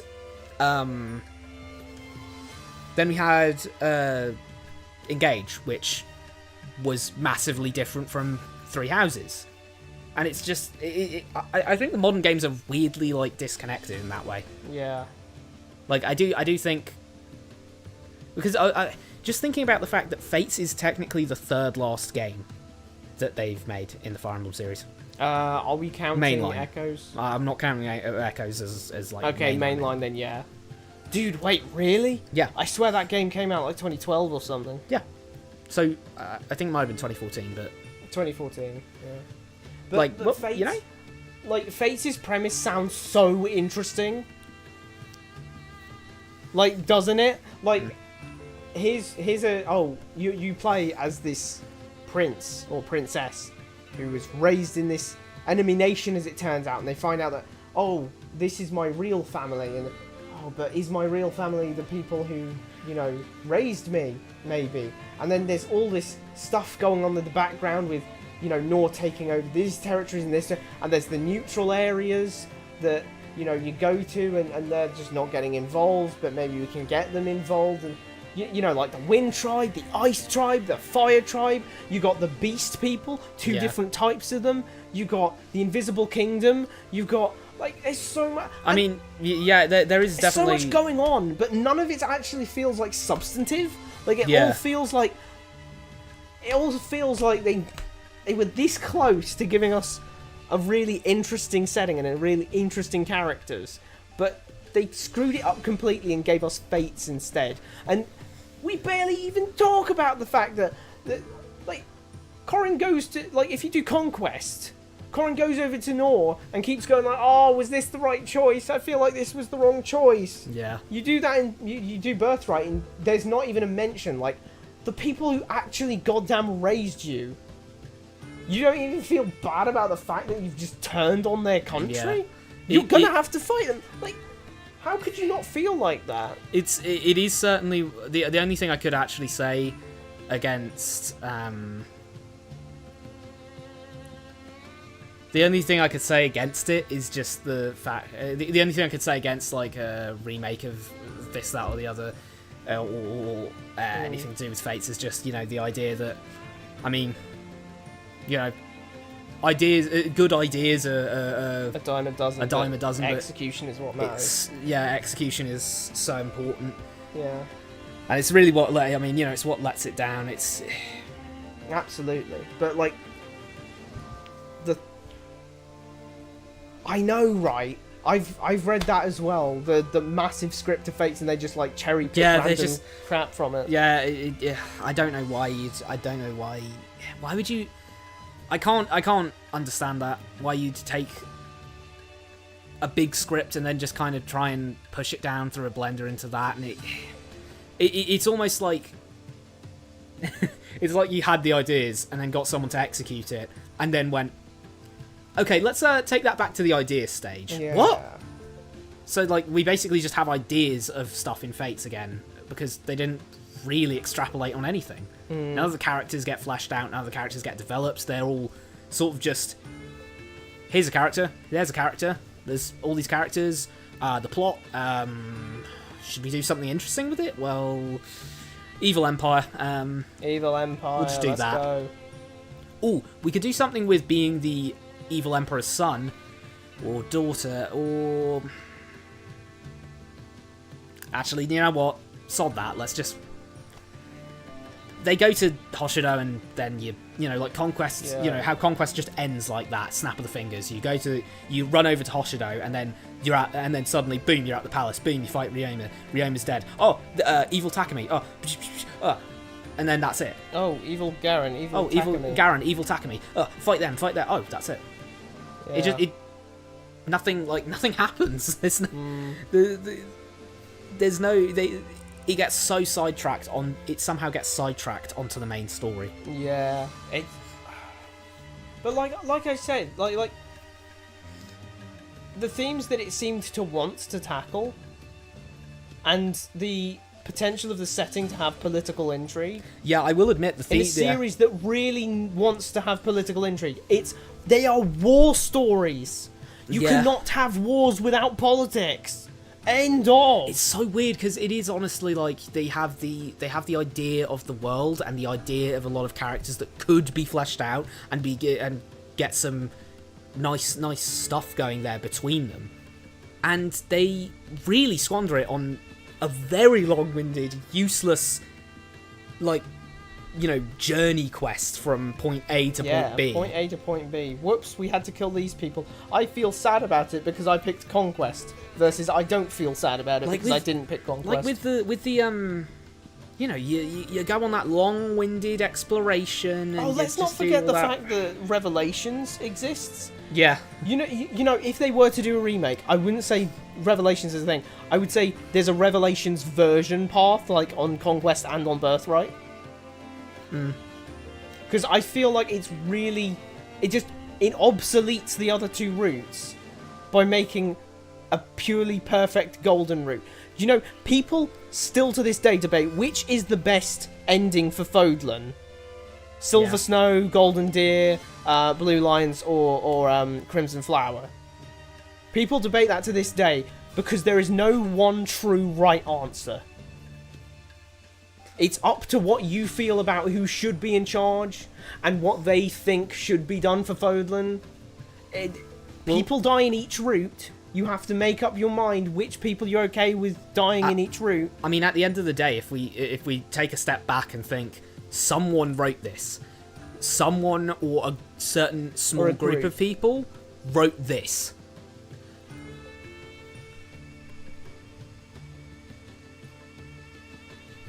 Ooh, okay. Who's the Lord, though?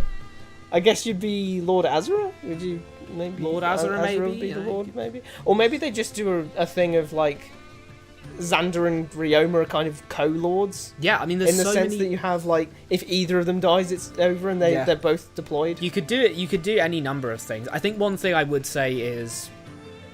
One thing that would be kind of important, though, is... You really kind of have to... I don't know how you do it because they are all siblings, you know. But having Corrin like just turning into a martyr for the Revelations route, that is, I can see as long as there's like a couple of deaths along the way as well. I think one structural point I would say though is just kind of problematic is the fact that there are just there's too many siblings. Too many. Oh yeah, there's Like way too many. in total, if we include Azura and Corrin, we have 10 main characters. 10. You cannot get away with 10 main characters. Oh, like absolutely that is not. so many. If you think Path of Radiance basically had 4: Ike, Titania, Soren, Mist. And Elincia. Elincia, so 5. Actually 5 with Elincia. But like that's half. And then Mist doesn't take that much. Honestly, she's like number 5 in the slot. Yeah. Like there's a trio of Ike, Soren, and Titania, and then Elincia occasionally, and then Mist when we need someone else. Yeah. But it's not a case that you could, I think that is one of the biggest problems structurally, that there are so many siblings. Awakening, actually. Awakening has Avatar, Chrom, Frederick, Lissa, Lucina, I'd say. And Lucina's a big, somewhat. Isn't she like? I swear. I mean, I haven't played Awakening in ages, to be fair, but I swear Lucina barely speaks in the cutscenes. She's just like over there. She's more important in like, the second half of the game. It's like you get. I think it's because there's the whole. Do you get her before the Valm segment? I can't remember. I can't remember if you get her and she just doesn't speak, or if you don't get her until after then. Maybe she does. But yeah, I mean, that's the problem, isn't it? Because, like, it seems like 5 is the standard, or, like, around 5. But they made a route where you're just with Hoshido. Yeah. And then a route where you're just with with Nor. Which, ironically, should mean that you get 5 and 5. Well, 6 including Azura, because Azura's always there, but... Yeah, but you get your 5 in Birthright. If you're playing Birthright, that's your main cast of 5. If you're playing Conquest, that's your main cast of 5. When you do Revelations, you've got a main cast of 10 all of a sudden. Revelations is so because they just turn into the antagonist faction. Yeah. In the other route, which is okay. It's okay. It's just a bit screen time. It's okay, but it's also just a bit like, great, we have unimportant antagonists, because you need good antagonists. Yeah. Protagonists need to be fighting strong antagonists. Otherwise, for them to grow and for them to have, conflicts that they... Well, if you take a step back and you think a story is a story, it was written by a guy or a group of writers. Yeah. It's, at the end of the day, we are looking at something that someone made to make some certain... I mean, I much prefer when you actually write and just take a broad sort of... These are things that happen. These are things that happen. What do you think about it? But, in a certain sense, you've got a guy writing about his opinions on things, his or her opinions, and what do we get there? And what do you get when you have bad antagonists? You usually just get, here's what I think, and anyone who says otherwise probably eats babies for breakfast, lunch, and dinner. Yeah. And it's just a bit like, come on, that's a bit embarrassing. Yeah. It's a bit embarrassing with that kind of... Don't straw man your enemy. Don't like say that. A lot of the time that isn't the case, because usually they're just, this is evil empire, this is good faction, there you go. And the good faction are just vaguely good, and the evil faction are just vaguely bad. Yeah. But I want some, I want some philosophy, I want to see some politics and philosophy, something really thought-provoking, huh? Retainers having screen time would be fun, absolutely, because something they suffer from really hard is like they aren't in the main story at all. All you get is their supports. Like we're playing a flipping NES Fire Emblem game. As I said, there's literally 10 of them. Yeah, so there's too many. So like the retainers, yeah. Like you get Jacob and Felicia and Kaze. Getting killed off is the tricky part. Because, like, if they get killed off and you used them and you were fielding them, they were like linchpin of your team. Yeah. You'd be really angry. Gameplay-wise, that's. So gameplay-wise, that's a little tricky. Unless they just weren't fieldable, like they weren't playable. I could see that for someone like Jacob and Felicia. They could actually just be your butler and maid rather than being they combat did that butler with, and maid. What the fish? Lilith. Oh God, no, Lilith wasn't Lilith. playable, and they killed her. Not Lilith, man. I think the only reason she isn't playable is because they killed her. The funniest, I honestly think Lilith's death is the funniest, the most unintentionally funny death. Yeah, it just kind of happens instead of having any build-up whatsoever. It just happened, and I was just like, oh, okay. And it's like, Lilith is again related to Corrin. Yeah. And it's just like, why are there so many extended family members? I don't know. What's Corrin's going related on? to literally everyone. It's like, I'm just going to walk up to the next Faceless, and he's going to be like, wait, Corrin, I'm your second, your uncle's best friend? His cousin is actually the best man of my wedding. What? And it's like, huh? Oh, damn. Oh, and Kaze can die in what's it called, isn't it? Actually, yeah, in Revelations they give you boatloads of characters, so maybe it is okay for that. I don't know, though. I don't know. In a remake, they would be doing their own thing in a remake, wouldn't they? We're doing a Fire Emblem thing here, so we do know how big the cast can get. So it's obviously much bigger than your standard RPG's main cast, but yeah, it is kind of a problem. You know, you have to think about screen time, about pacing. That sort of thing is definitely what ends up making it problematic to have such a big cast.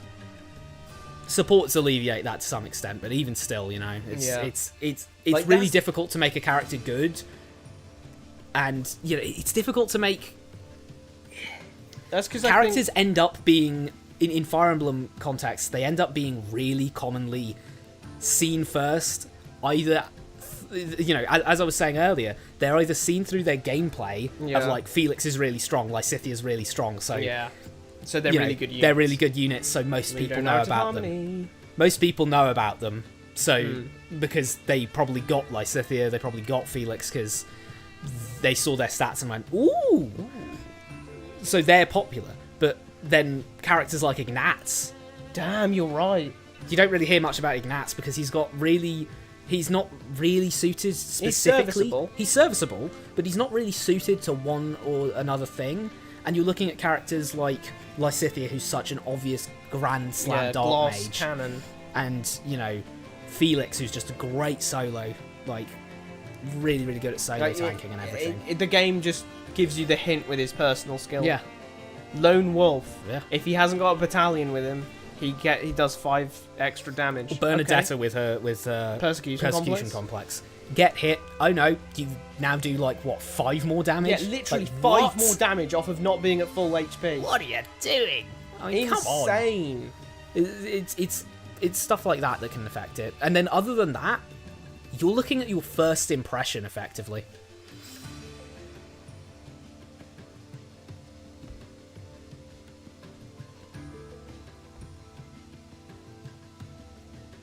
Yeah, absolutely. But I mean that is.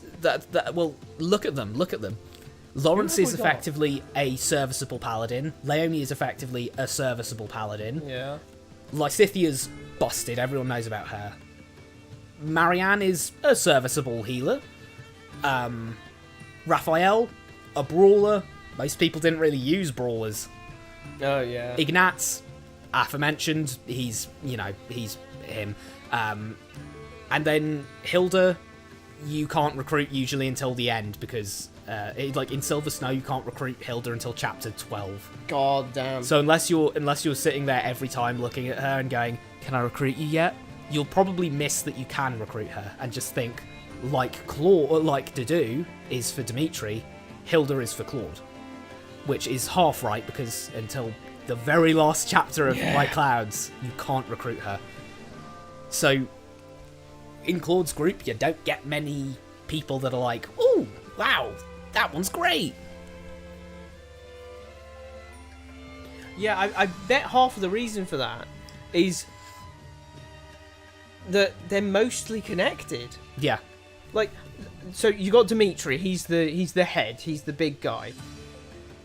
Then we got Dedue as his right-hand man. We've got 3 childhood friends. Yeah. In Felix, Sylvain, and Ingrid. And so that's 5 of the 8 are all connected to each other. Well, also, if you're talking about Mercedes and Annette make up a pair, and then what's his name? Ash Ash is deliberately by himself. First impressions is Because he's essentially a commoner kind. First impressions of them is actually really important too when you think about it, of the teams as in general. And I think I could tell you why or I could throw my hat into the ring on why Blue Lions are so picked as well. Just that fact of Blue Lions has quite a few. I would definitely say I'd assume it was probably Blue Lions, Black Eagles, Golden Deer. I did Black Eagles first when I first played the game, but Blue Lions very well connected, and everyone looks, they all look congealed, and importantly, none of them really have a big in-your-face gimmicky thing. Yeah. Like, Lysithea is instantly like, oh, I'm not a child. Lawrence is instantly like, oh, I'm like Ferdinand, but less cool. He's actually pretty cool himself, but he just phrases things horribly. Misunderstood, and people think he's a jerk. Instead of Three Hopes, Lawrence, who, for the most part, is a jerk, phrases things improperly and makes himself sound cooler than he is. And then, really disrespectful to his character, by the way. And then, and then really three things in Golden Deer that's definitely bring it down. They're called the Commoners. In other words, Leonie, Raphael, and Ignatz. And the only reason I say that is because the Commoners. I'm not trying to. I'm not trying to sit out here and be be something like that. But no, I'm just saying the three Commoners in that class kind of all present themselves instantly as, I want to become a mercenary because I love Geralt. I want to become a knight because my parents told me to. I want to become a knight because if I become a knight, I can get more food to eat. They kind of just all want to become knights, and that might drive people away of just going, oh, well, I know their character motivation. Yeah. And, yeah, I think the Blue Lions are the most, they're the least upfront with what their character is about. It's funny how similar. Just when you said that, I realised, the thing of Ignatz and Raphael. Ignatz feels nothing but a burden regarding his duty. Raphael feels no burden at all regarding his duty towards his family. They're both doing it for their families. Are you referring to is this some kind of twisted joke? Is that the Dimitri freak out? I mean, what else could it be? What else could it be? It is that. He hits the anime evil face, with the stare and the crazy eyes and the grin and he breaks someone's neck. He crushes someone's skull face, with his bare hands because he's got crested plated. That gives you superhuman strength. That was baller. Yeah. I honestly think we can definitely say that of.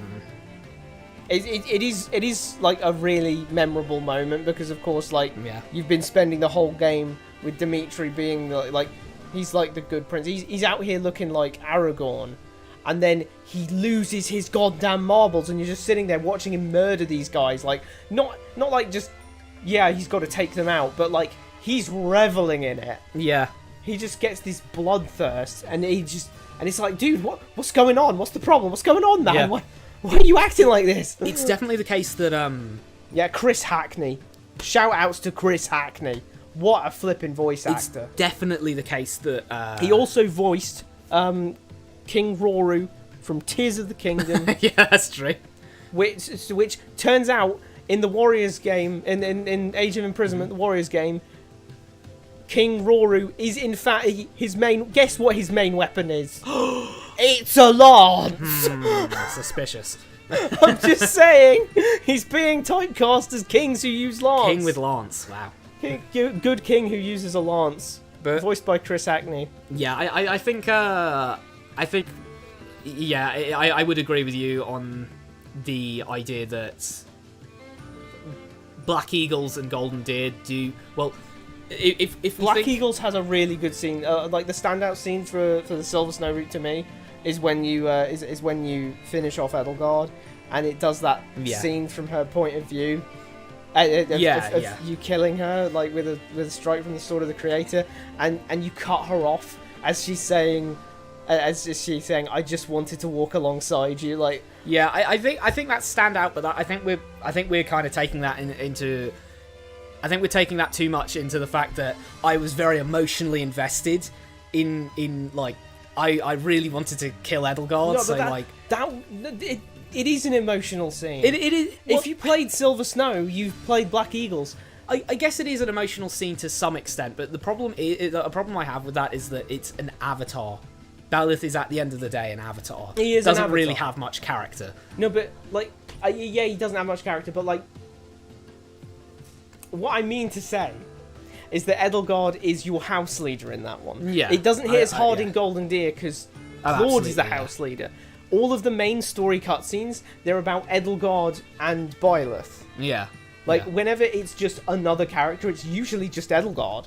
Yeah, I see what you mean. But so, like, if from the in-universe point of view, and, you know, hearing this somewhat sympathetic sounding thing from Edelgard, and, you know, from an in-universe point of view, it was probably a pretty emotional thing for Byleth to I have still done. think heavy. I think my favourite. I think Dimitri still takes the cake on killing Edelgard, though, with the fact that Edelgard throws the knife at him, and then that's a really good scene. I think that's really good. I would vouch for that. Flipping subtext, having that be so the dagger. Intense.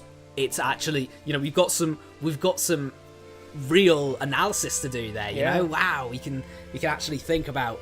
Oh, she forced him to kill her in a certain way, and yeah, so like it really is up to interpretation what so much of that is about. Like, she throws the knife. Is she being petty? Is she literally trying to take him out? Yeah. Don't you think she would have been able to take him out with like if she threw to the neck instead? Like, it feel like, and then why does Dimitri stab her? Does Dimitri stab her because he realizes he can't get through to her? She's never going to stop fighting him. Is it an impulse? Is it just on impulse from having? Is that why he looks so upset afterwards? Is it because, oh my god, I killed her on impulse? Like, what have I become because of all of this war bullshit that I've had to deal with? Yeah, I do agree with you about the about actually having. Well, I think Dimitri's weird because he kind of does bounce off Byleth in a lot of ways. Which is weird to say considering Byleth is mostly, you know, not a character. But you know, Dimitri has to bounce off someone with the whole when he goes through the whole Boar Prince. Oh yeah, thing. When he goes bonkers, and you're basically leading the army for him because he's just running out and stabbing whoever he feels like stabbing. But Edelgard in Crimson Flower is so rushed, it's so obvious. There's literally a point in it where Talus runs up and goes, "Hey, all right, listen. I saw what you Cornelia, yeah, she was one of my guys, all right? So take a look at Arian Road, yeah? Mm-hmm. Edelgard, Arian Road got wiped off the map. It got nuked. Oh, yes! Yes! So if you think about doing that again, you understand where I'm going with this, yeah? All right. Now, think about what you've done and sit down, all right, Edelgard? Yeah. We just made them use a nuke. They're scared of us, Professor. They're scared of us, my teacher. Sorry, why is that a good thing? Trust me, bro. And like, it's a good thing. She just aggravates Talus to make him use a nuke, and then she just kind of goes, "Just see what we did there? Yeah. Just see what we did." She doesn't mention anything this about. This is a win for us. Oh, we can triangulate the location. No, she just says like, "Oh, look, he's threatening us now." It's like, who goes to like? It's like she went to a bar and then like picked on someone until they threw a glass at her, and then she just went, "Did you see that? I made him angry. I rage baited him." It's like, what? Why is that good? Oh, that's just for fan service for sure. Like, I I would just say, my assumption would be that's just for fan service. Like, you know, pick your favorite character, you get to have the final scene. Yeah. I was like, marriage? I swear there wasn't marriage in Engage. Oh no, wait, we're talking about Three Houses. Yeah, no, the marriage system was kind of just the reason it seems there's another way you can tell it's rushed. There's no motion picture cutscenes. Silver Snow's also obviously just very flame coded. You want to see me do it again? Yeah, the Silver Snow's very flame coded as well. Weirdly. Really? How so? No. What I mean of like marriage wise. Oh yeah. There's all that. Yeah. There's all that rigmarole with her getting kidnapped and then they reunite after the time skip and everything, and it's just like, okay, this is a thing. I mean, I guess it can be Setith if you're female. The craziest thing to me is that when Setith and Byleth, when Setith and Flame are introduced to Byleth, it plays A Place to Belong, which is the song used near exclusively for A supports and the marriage scene. Yeah, they randomly A supports which are implied to be romantic and the marriage scene.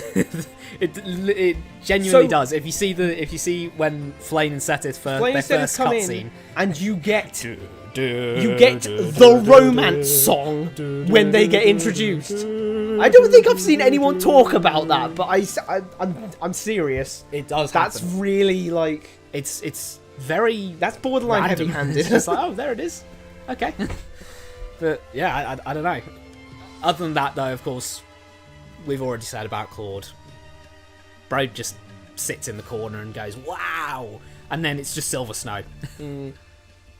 Anyway, long ago, when I served House Gonrel, there was a young Almiron boy. The Cyril thing. Oh yeah, a young Almiron boy, right.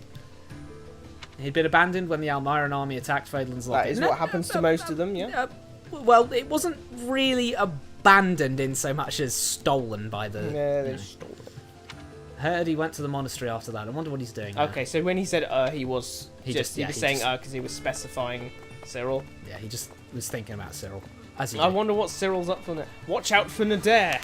Have you heard of Nadir the Unstoppable? How do you speak the same language? What do you mean? Is he saying a foreign word here, or is because Nadir is actually in Almyra referred to as Nadir the Unstoppable? Could go either way. But then again, we always talk to each other. Weird for that. Don't get me wrong, we always talk to each other, but I will just once again reiterate. Somehow Almyra has the exact same language as Fodlan, and yet Brigid has a different language, despite being part of Fodlan for 400 years. Even then though, he absolutely could. It could absolutely be the case that the Goneril, the Fodlan army, just refer to him as like they've named him Nadir the Unstoppable. Yeah. Like, even if they did speak another language, right? Yeah, no. It could just be, we know his name is Nadir, and we've given him the title The Unstoppable. I understand that, but, like, Nadir uses that title. Yeah. So, someone must have talked to him. Yeah. I don't know what to believe, but one thing's for sure, he's a formidable... Oh, wait, I didn't read that bit. They say he's ferocious, merciless, and vindictive. I've also heard rumours he's awfully kind to women, children, and old folks. We'll send some female children and elderly people to fight him. Yeah.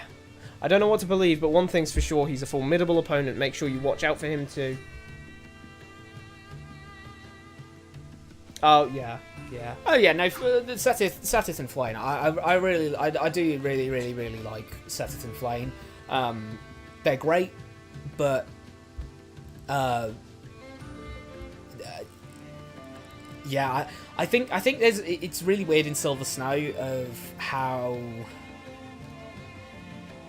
Setith and Flame act as the Lord, and you have Dimitri. I mean, you obviously always have Byleth, but you have Dimitri and Dedue, or you have Dimitri, Dedue, and Felix, or you have Claude, Hilda, and Lawrence. All of that. But in Silver Snow you have you have Byleth, Setith, and Flame as like the trio. Yeah. I honestly hear a lot of people referring to Seteth as the Lord of Silver Snow, and honestly I'm like, no. He's your retainer, you're the Lord. Yeah. Yeah, that is a really good moment, because it's so flippin' humanizing. Like, especially, like, after you find out that Flayn isn't just his sister. Yeah, I think Flayn is his kid. I really do like how Seteth is. I really like how Seteth is. One thing I would actually know, I'd say this is good. I'd say one thing that makes Seteth a good character is the fact that he is consistent in the fact that he doesn't trust you at the start. Yeah. And he's not afraid to say, no, I do not trust you at the start. So he's not giving this special treatment because you're the, you're the Avatar. Everyone has to love you. We have him saying, we don't know your origins. We don't know who you are. What's going on? Rhea, what are you doing? And he says, I'm not letting you near Flayn. I don't know who you are. He's not afraid to do that, so he actually comes across as consistent, and he actually does give you that. He gives you pushback so that you feel that you feel him actually being a character and staying consistent to himself rather than just going. And it's funny, you chill though. The very overprotectiveness of Flayn thing that he has at the start of the game of borderline disliking you and saying and insisting that you stay away from Flayn because he doesn't know if you're decent or not, is why when you do save her, he kind of flips in the other direction and trusts you completely. Yeah. Because he is that protective of Flayn, and you saved her. So now he can trust you. Also, another weird thing for how pushed Seteth and Flayn are as, like, your family. I think one of, if not the first time in the main story of the game that Byleth actually smiles is after saving Flayn. They actually make a point of that. Actually make a point of that. Your current house leader is like, whoa, you're smiling. I haven't seen you do that, like, ever. Again, with, like... Yeah, no, I was fuming when... Again, with, like, the Seteth and Flayn thing. I was fuming when Flayn didn't have a post-time skip design. Yeah. I mean, I understand the reason why. It's because, since they're Nabateans, they didn't give any of them post-time skip designs to show the fact that they don't age, right? Yeah, but, But then the adults should have also got post-time skip designs. Yeah. I'm just saying. Like, how crazy is it that, like... Catherine apparently also is immortal. Oh, Shamir's 25, yeah? Yep. Shamir's 25. Great stuff. She doesn't get a post-time skip appearance. She doesn't change from 25 to 30. From 25 to 30. Mercedes is 22, and she does between 22 and 27. Yeah. That is so unfair. The time skip design is based on the brain age. Oh yeah, that was just what he was saying. Oh, we got Big Raph over here. What, is something wrong with this archery? Aim down a little. Aim down a little. You need to go straight on. Although I have heard that bows have a lot less drop-off than you think. My legs are as strong as tree trunks after hoofing it all the way from Gronder.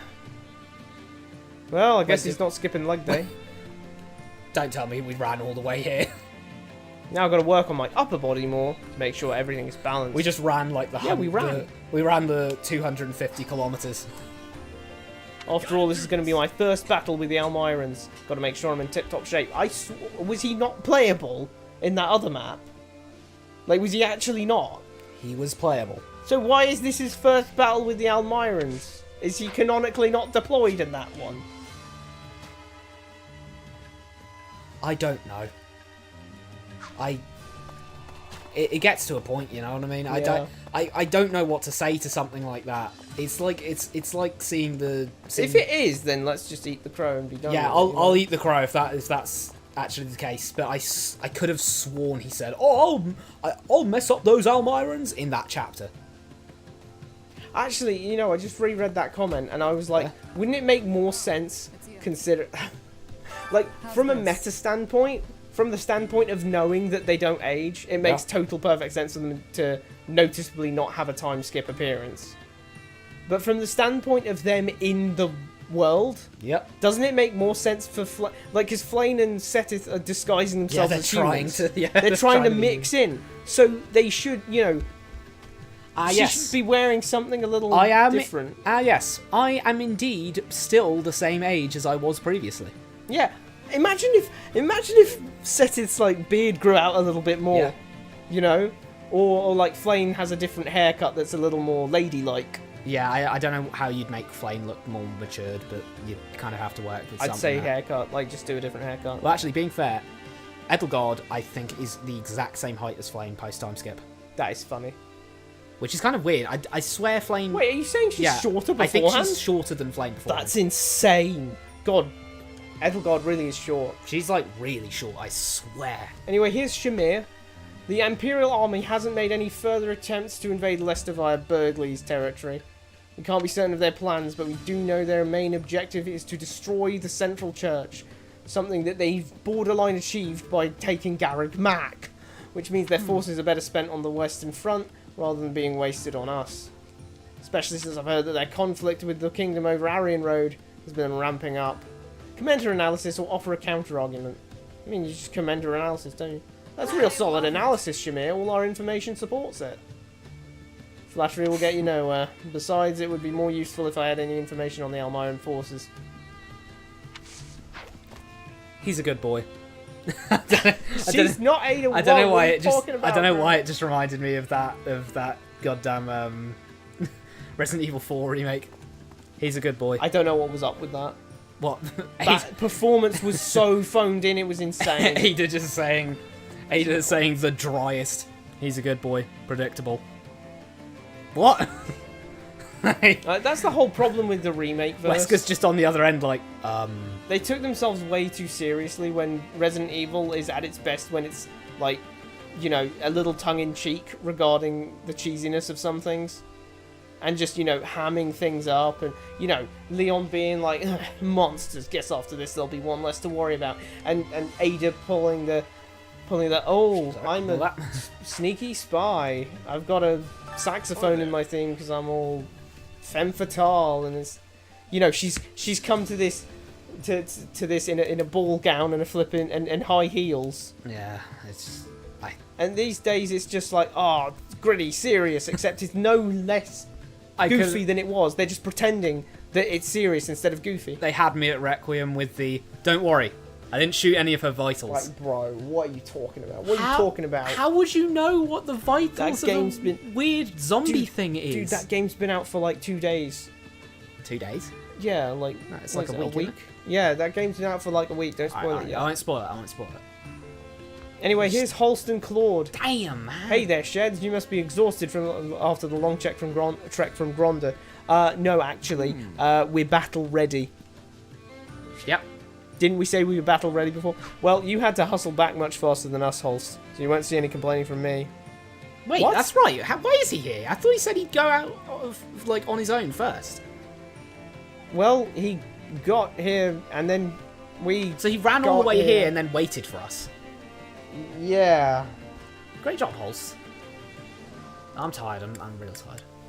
Yeah. That's true. Doesn't mean we aren't tired. Honestly, I could use a break. We'll be able to rest plenty once we get through this. Just hang in there for now. Might take the enemy a while to get such a large army moving, but it won't be long before they go on the offensive. It'll be a catastrophe if Fodlan's locket falls to them. We must defend it at all costs. Oh, see you. Oh, see you. Well, now onto the food and the like. We've got to do food. I'll do the training instructor first, I think, because training can be the difference between victory and look at the defeat. supports. Can't wait to see how you do. This is the part of the stream where I try and do basic logic mathematics and go, huh. Claude can go with Holst, I guess. Time to work you into shape. Because that's Holst actually. Then Does he? With proper training, you'll be unstoppable. That's the thing, though, isn't it? Like, if we're talking about remakes, as much as it would be nice to see a Fates live up to its potential, I think they're more likely to go for an older game. So I think they'd go for the Alive duology or the Yggdrasil duology. No. I think they're more likely to. Honestly, my money would be on Alive. With proper training, You know, Roy and Elliewood, but I don't think. Yeah, just because it's more accessible. In a sense. Yeah. Time to yeah. work you into shape. I can see the logic.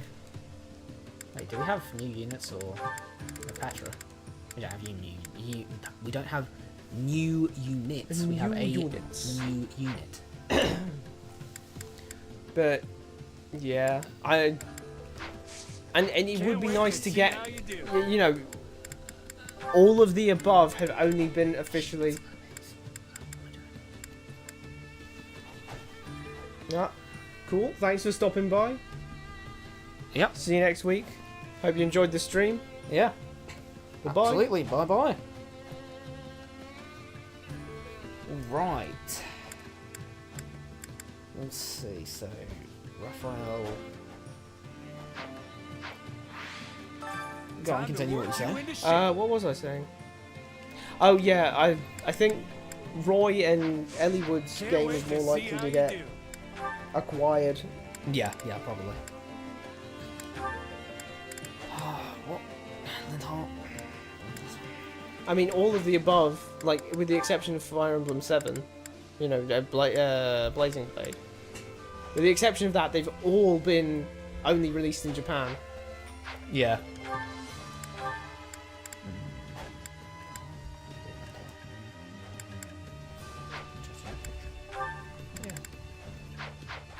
Mental gymnastics. Training can be the difference between victory and defeat.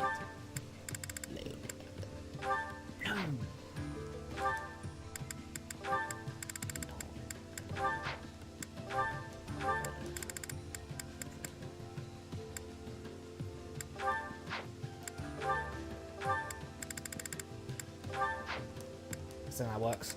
There you go. Should be. There you go. Not that there's any point in me getting stronger. Real. She isn't. She's benched. Is that... Did she become self-aware? Is that scary? Training can't Ah, we wait have to a see support. how you Amazing. do. I don't know what I said. Care to make yourself useful? Don't know why I'm acting like that wasn't going to happen. We all must do our fair share. Okay, what do we have here? Marianne and Bernadetta. Care to make yourself Yeah. useful? Good thing they're both exceptional at... Counting on you both. Counting I don't know food? how much help I'll be, but okay. It's funny because she looks so confident there with her hand on her hip like that. Wait, what is she checking there? She's just She's checking bags. looking around checking the bags. As you do. We all must do our fair Unselfish share. volunteer. Care to No, make but- yourself selfless. useful? That's the thing. Like, the body language was all wrong for Marianne there. Yep. We all must She's do our supposed fair to be a share. little more like if we're talking consistency. Is that a note? Oh, here we go. Allied Territories of the Leicester, Book 2. A directory of information on each region within the Leicester Alliance. As it contains no confidential information, it can be viewed and checked out freely. 1180 edition. Goneril, a duchy known for its undulating topography, which includes Fodlan's Throat. The rare gemstones produced there are extremely popular with the nobility. I honestly... I got caught on duchy for a second there. I was like, wait, are they dukes? Yeah, they are dukes. It's Duke Rad. Goneril, isn't it? Yeah, what? What, the gemstones? I've literally never seen people mix up geography and topography the wrong way round. Oh my god, you're right. Topography is maps, like, this is Britain, that's France, that's Germany. Geography is the ground, like, that's a mountain, that's a limestone cliff, that's a this, Let me that, look and it the up just to... Is to be safe on that one. Is that not what it is? Because I'm pretty sure that's what it is. Which... What? It could refer to that in this case. Topography is a study of forms and features of land surfaces. No, I think it could work. I guess, yeah, it could work. Land surface, I suppose. But yeah, apparently they have lots of gemstones. Great. First we've heard of it. Kind of sounds like maybe Almyra wants those. Owing to frequent skirmishes with neighbouring Almyra, many warrior groups and mercenary bands have gathered there. Accordingly, mercantile trading catered to fighters is a large part of the economy. That makes a lot of sense. That makes a lot of sense, wow, yeah. I'm okay with that. That makes a lot of sense. Ordelia, a county that spreads out west from the southern tip of Fodlan's throat. The Ermid River forms the region's southern border. The water source allows for the cultivation of various crops, but production in recent years has been outdone by Gloucester. In recent years? In recent years. Spirit distilling is also robust in the territory, with Ordelia Made Vowed in particular being considered a luxury item. Ordelia branded what? I'm not sure, but... I'm going to say it's an alcohol, because they said spirits. Yeah, I don't know. A margravate consisting of the northernmost point in Leicester, along with islands to its west. The mainland is a bustling and profitable hub of trade and is home to many merchants. Anyone else? Or just merchants? I mean, yep, just merchants. Kind of sounds like it's just merchants, considering how much we hear about the trade and mercantile stuff in specifically Edmund territory. Dangers abound, however, and this territory's islands are infested with pirates. Strang lies just across the waters to the north, and the Almyra Navy is close by as well. So they didn't militarize it in any way or any fashion? Yeah. Why don't they have a navy? Is that why they're exempt from troops? Is it? Maybe? No? I don't know. You haven't stated it. Like, I'd say if you stated it, it's kind of one of those cases of if I'd usually be fine with them not stating it because it's implied, but in this case they've stated so much that it's exempt without explaining why, that it feels like that's not why they're exempt. Yeah. Because you just explain it away with that then. Oh, we have so many bandits and pirates and all that we have to, we have to deal with the Almyra Navy so much, like... Albrecht, a barony that is well positioned as a hub of finance. What, so it's central? Wow. Is that it? That's all we know about Albrecht? Albrecht's near Margrave, like Edmund's territory, isn't it? I'm pretty sure that's what Balthus says. It's like in between Goneril and Edmund territory, I swear. So I don't know. Muller, a barony. Though narrow, the region is almost entirely covered in woodlands, and its high-quality lumber is exported throughout Leicester. No. I know Muller. They're the ones that make that yogurt. Yogurts. They do yogurts as well, don't they? Nilsson, a viscounty that protects the Eastern Church to which it is attached. Is that the duty? I guess so. I guess that's the duty. That's the duty. There you go, Protecting the Eastern Church. Finally, we got some world building. Kupala, a realm of mountain people. Strictly speaking, it is not an actual member of the Alliance. The region has some relations with its surrounding neighbours, though not to an extensive degree. What? I can only assume that is supposed to be where Sheds is from. What do you think? I don't know, because I just... What? Eh? Oh, well, there's just we've mountain never heard people. about it. Yeah, there's just some mountain people. What? Mountain people? And then... No, but look... It's not an actual member of the Alliance. That is how that Sheds is from the Alliance, but knows nothing about the Alliance. Well, if I'd said allied territories of Leicester and then went, oh, this isn't actually an allied territory of Leicester. What? What's the point mentioning them then?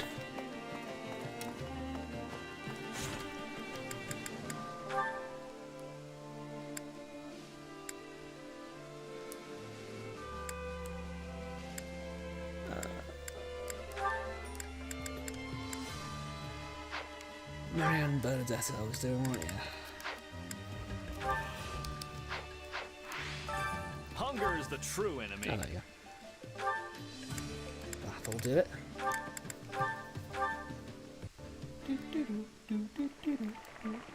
Perfect.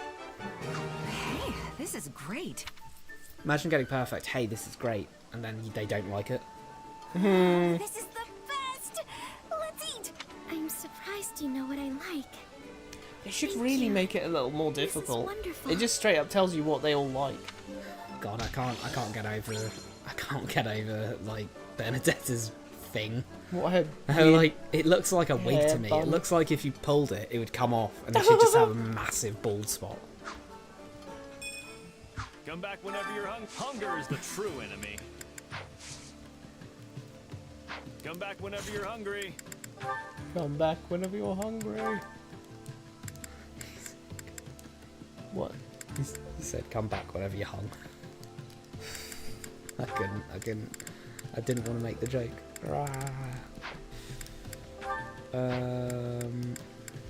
Wait, he has a sport with who? Hilda? Yeah, I suppose so. I wonder if they have anything they can do together, or if they both... Care to make yourself useful? Yeah, it's probably quite mutually exclusive. No. They at least, like, some like these are the same. Hey, look, a barrel Hilda's- without an internal. Hilda's gonna pull out the sword. You on the job. What a magnificent opportunity, dear sister. Show me all you are capable of. Hold nothing back. I can't slack off when you're around. Guess I'll have to actually do some work. I actually wouldn't mind it if one of the reasons she... Dear sister, What? you have once again demonstrated your excellence. You've done your big brother proud. It just happened to go well.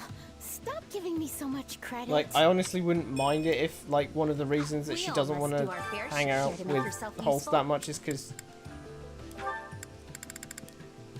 she doesn't like...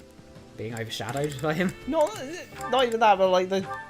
Oh, well, I guess, like, she's too motivated to actually appear good in front of him. Counting on you both. Very well. And it's I like, will oh join god, you. I actually have to put some effort in. We all must Like, do our fair share. I don't mind that as a motivation. Love how Raphael was just going, yes, you know, Although pondering. in Three Houses, it is more of a case of, well, he's good at everything, doesn't matter.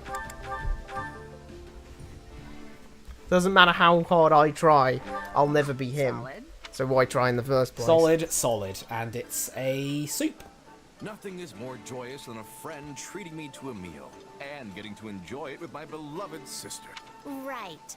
But can we not do this whole beloved sister thing in front? In that suite. In that suite. Come back whenever you're hungry. Well, yeah, Hunger is because the she just true directly enemy. implied. She just directly implied. Weird sentence structure, but sure. She just directly implied that she doesn't mind being beloved sister in private. Yeah. God damn, like Cynthia's not gonna talk to Raphael or what? They have a support? Yeah, they do. Cool. That Nod, was nod. so strange. Hey, this is great. I bet anyone would love this. Wow, that hit the spot. I can tell you were trying to make something that would appeal to a child. I still agree with her on this meal. Look at it. She unintentionally drags whoever's like with her. Yeah. Hunger is the Like true whoever can you tell pick, you just- whoever Come back you whenever pick you're hungry. to eat with Lysithia, if they both like it, she's unintentionally dragging this person as liking kids' food or whatever. Like that's just funny to me. Come on, that's just funny.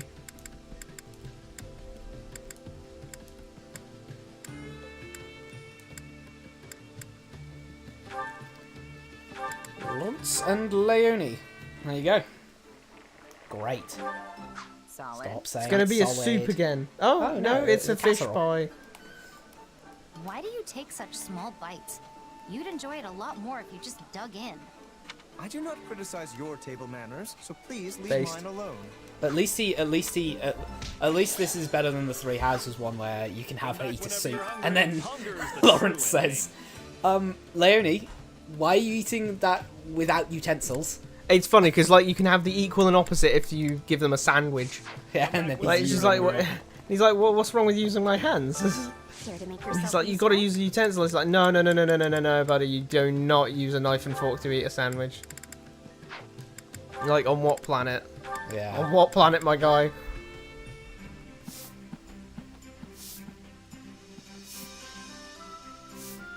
I've got nothing to worry about. Just so we're clear, this job has nothing to do with being a noble What? or a commoner. I am well aware. However, that does not give you leave to order me around. What? Okay, that was a weird. Is it my imagination, or did I do the lion's share of the work? Yeah, I already agreed What? you were great at this. And the results speak for themselves. Oh my goodness me. We That all was must do all our fair weird. share. That was so bizarre from Leone to be like, nah, I'm not going to be competitive. I'm just going to go. Yeah, damn. Like, she just gave up. Alright, let's see these two first. Lawrence and Leone. Here we go.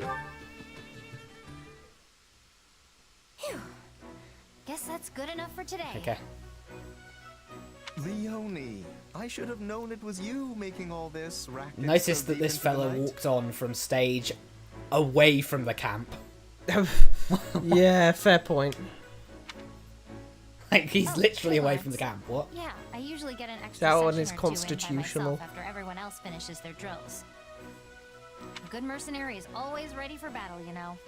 There's no telling when one It's might the break dead out. of night. It's time to sleep. Yeah, it's some sleep. So even your mind is as sharp as a blade. Okay. Come to think of it, I was relieved to hear you had become a mercenary. And yet, pangs of guilt clawed at Well, my because you heart. made Sir Victor a knight and you decided not to extend that courtesy towards anyone else. Huh? Why? What's that got to do with you? Quite a bit, if I may be frank. Your home, Sarn, sits nestled firmly within House Gloucester territory. Okay, I so would maybe guess that. Is that said in Three is Houses? that said? I don't know, because that can't. That would really imply that she should have a much deeper interaction with Lawrence, Lawrence, since rather than just like he is common or noble thing. like he is her lord. Yeah. Full stop. If that is the case. Embarrassing as it may be to admit, I hadn't entirely realized that fact when we began. That the kind of Officers' implies to me that Academy. they are trying to sweep that fact under the rug, that it isn't real. But once the school shut down, I began to wonder what became of the students who hailed from our lands. I couldn't help but investigate further. As you do. When you go to an academy and then you're just like, oh, I wonder who those people were. I'm going to do background checks on them. Uh-huh. And that's when you found out where I was from. What What I'd I'd been been through. through. I'd been through. What did you been through? You didn't... What? Yes. As the heir to House Gloucester, it is my natural-born duty to concern myself Whoa, with the well-being of my buddy. citizens. Yeah, you're not the heir. You're not the heir. You are the count. count. You are literally Count Gloucester. This is one of those cases of I'm not saying they need to like restrict it Yeah, to but- before, but just change it. Because there are some in Three Houses that are different if say characters die or actually after certain Yeah, points in time the skip. story.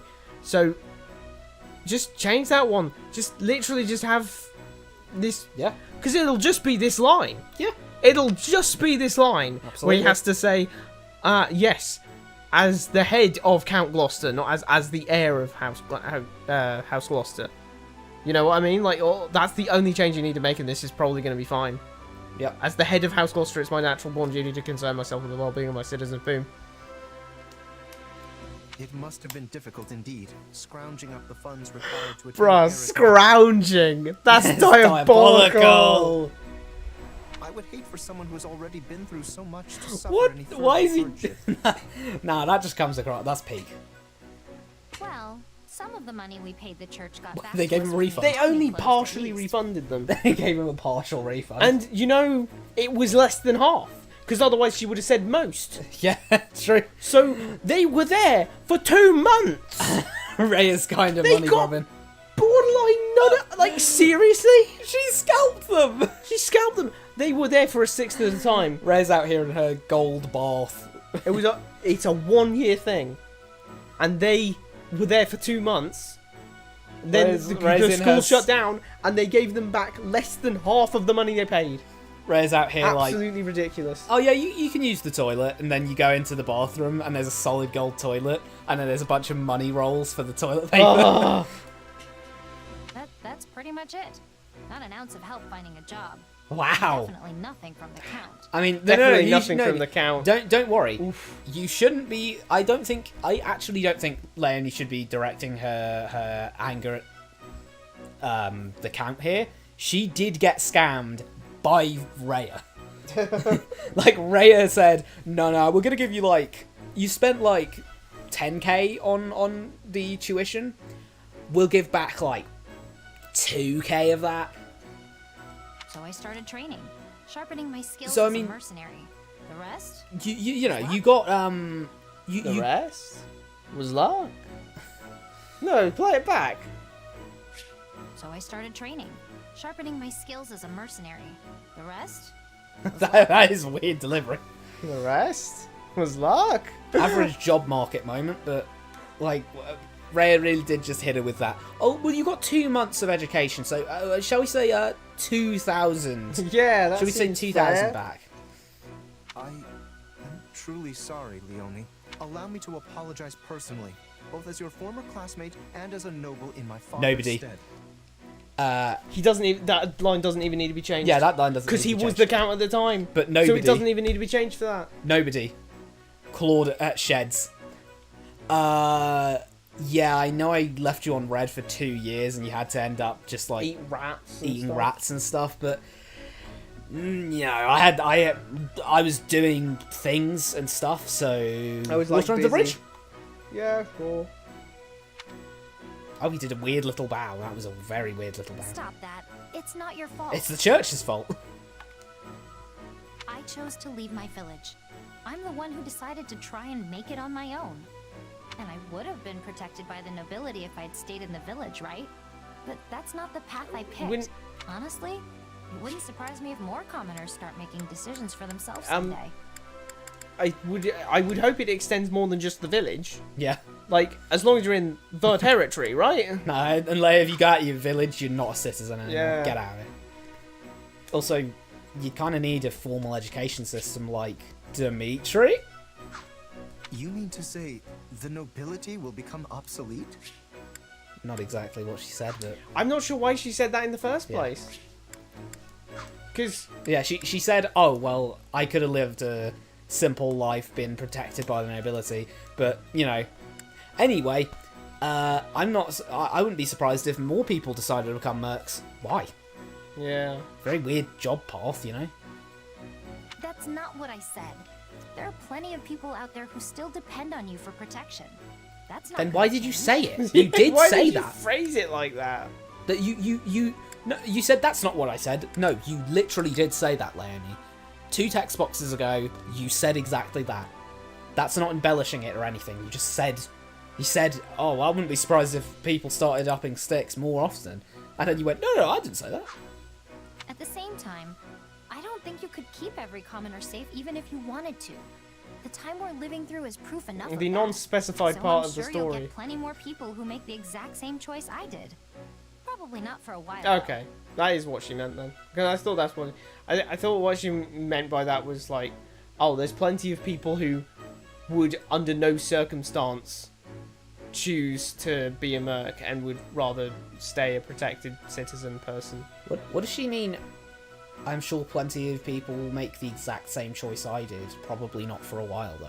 What event other than this continental war would make people want to become mercenaries? Yeah, you would think that wartime is the most profitable time for a merc, wouldn't you? Because they're not getting. It's not like in the army. You join the army and if you want to just get the pay and go, you join the army when you're in peacetime and no one's at each other's throats. But as a mercenary, you have to get fights. So you have to put yourself out there to get fights. So you'd like for it to not be peacetime because no one's paying you unless you do fights. Yeah. Oh, off she goes. An era of change at the heart of the nobility. Commoners that are no longer content with just being commoners. What? He's just having a connection over nothing, honestly. Yep, over nothing. Over nothing. That was entirely manufactured to phrase it in a way that would make Lawrence go, oh. It's already so late. Time sure does fly when you're studying. I do like to say that, yeah. Thanks for telling us what you're studying, because, you know, we couldn't have seen it from a model or couldn't have gotten an image. You know, fucking PNG. That is just a Foden thing. I should get back to my room. Yeah, no, I more and more am I noticing, yeah, they just didn't do anything They were with, lazy as heck. They were lazy. They barely made models or anything. I should get back to my room. It's like, how high up are you to have a room? It's already almost pitch black out, though. The sun's been Are setting you early out of your mind, Lysithea? It's broad daylight, practically. Look at that sky. It is nighttime. You can see the stars. Also, with no light pollution, which you aren't going to have, the moon is going to do a lot of heavy lifting. Unless you're saying it's a new moon. A cat. That's a cat. That's definitely a cat. Did a person make that sound? Let's listen again. It is, yeah. I think that's Raphael. That's a pretty good. He's going like, oh. No, I was saying it as regards like, oh wait, you think it's? I think that's Raphael going, oh. I But thought it it was just a ended cat. up purring. Listen to that. Listen to that. That is a cat. Come on, that's a cat. Okay, never mind. That's not a cat. It sounds No, like... it doesn't. No, it doesn't. That first one was a cat. If I heard that, I'd probably just think it was a weird cat. A weird cat. Yo, it's a cat. The noises I've heard cats make around these parts, It's a you know, weird cat. they go like. It's like 3 a.m. They just go like. I'm like, bro, that's a turkey. Probably just What? Raphael. I've heard him talk about how he trains at night. Wait, what? You're getting meta knowledge, like She literally looked into the files, noticed it was Raphael Lysithea support, and then came Probably back. just Raphael. Like, what does she mean by that? What does she actually mean by that? So, who hears these? I mean, I know I did, but I have meta knowledge. But who hears these noises and goes, I reckon that's Raphael. That's Raphael for sure. I can't believe I let him scare me like that. I should What just kind ignore of him training and do you think he's focus on doing, making Lysy?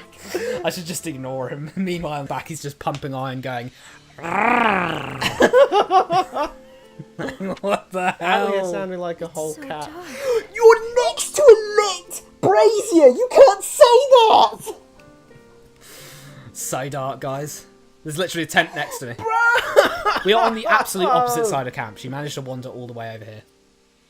Oh, hey, Lysithea. In before. Did you hear my ing? Oh, never mind. I was off on my own studying tactics, but then it got really late before I knew it. Tactics, huh? That stuff just doesn't click with me. It's just a difficult for lit brazier everyone at next to them. first, but I assure you, so the field is dark. really So dark, fun can't once you see get the hang of shit. it. Rather important too. Determining how to shape your strategy, what formation to put your Thanks units for in. being vague. She just. Why is she just like, oh yeah, I can tell you a little bit about that. There are so many moving parts to the subject that once I start thinking about it, I just get All lost alone? in my thoughts for hours on end. She's acting like she's just picked up Crusader Kings, and she's like, let me tell you about my strategies. Wow, you must be really smart, Lysithea. I love a good muscle workout, but I'm not so sure I can handle a brain workout. Do you also like love you can. purring randomly when you're training? And I can't hold a candle to you when it Why comes is to he manual putting labor. the spooky, mysterious song on? Yeah, they're just having an average conversation. Like, here. I feel like this one needs. Dun, dun, dun, dun, dun, dun, dun, They are dun, literally dun, just having dun, an dun. average conversation. Oh Like, wait, they don't have that one in this game, do they? There's a different one. We all have our own strengths and weaknesses. We should focus on what we're good at so What we can is this complement each tutorial other's abilities. of support I for? don't know. Ah, you are good at strength. Yeah, I am good at exactly. magic. That's why I'm gonna have to train You should even fight more. strength people. I should fight magic people. Like, you know what I mean? Hold on. Weren't you just training? It's good to be motivated, but you're gonna bother people if you keep making such weird noises in the middle of the night. Hey. Huh? I didn't Random. train today. I didn't train Yeah, today. he didn't like who says that? Which Raphael says that? Because it ain't this one. It ain't my Raphael. There ain't no way he said, I didn't train today, I was just sleeping, sitting around. I was just chilling. He trains every day. Yeah. He literally says he trains every day. Even though you do need Yeah, you do need rest days, but Raphael has 'Cause, like, stated that he trains every day. If you you need to build the muscle train, back up. You're doing your training. You're trying to absolutely destroy your muscles. Yeah. So that your body regrows them stronger. That's basically how it works. So if there's no rest days, there's no time for the. I always let my muscles rest the day after a rough workout. Oh. And let me tell you, That's actually surprisingly smart for once. Raphael knows his stuff, which is actually weird. surprisingly smart for this game. That's weird considering that Raphael doesn't know his stuff. Yeah. If I go too hard, I go easy the next day, which lets me go even harder the day He's worked after it that. out. He's worked it out. You got your day off today, Muscles, so you better be ready for the pain tomorrow.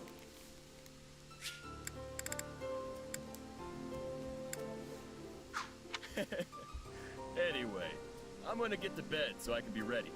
You should try to get some shut-eye too, like Cynthia. Now that'd be fine if there was only us in the camp, but one big problem with this and having Lysithea go oh my god, spooky. Then if scary. it wasn't Raphael, then who was it? I don't know. Just some look random around. other goober. Like literally look around you. We've commented many a time on people's weird armpit issues and their weird walk cycles and their pathing problems. That's not with these guys, that's with random people walking about. So clearly there's a lot of activity going on in this camp. That could be any number of people. So that wasn't Raphael? Then who was making those scary John, noises? Stephen, Jazz. Like anyone. Could be anyone. It could literally be anyone. It doesn't. I don't know why you'd say, "Oh, that had to be Raphael." It could have been a cat. Yeah. It could have been. It could have been actual cat. Yeah, it could have been actual. I admit it did kind of sound like Raphael's voice actor at a point there, but I don't know. You were crazy. That was a cat. I think it might have been a cat at this point. Sudden Hilda. Hey, Bruh. still alive? Bruh. Bro, what? Am I the only one who's... I think it'd be pretty obvious if I wasn't. But yes, I'm back and all in One piece. Well, that's a relief. However, I noticed your approach to battle hasn't Why did she changed waffle on the last time?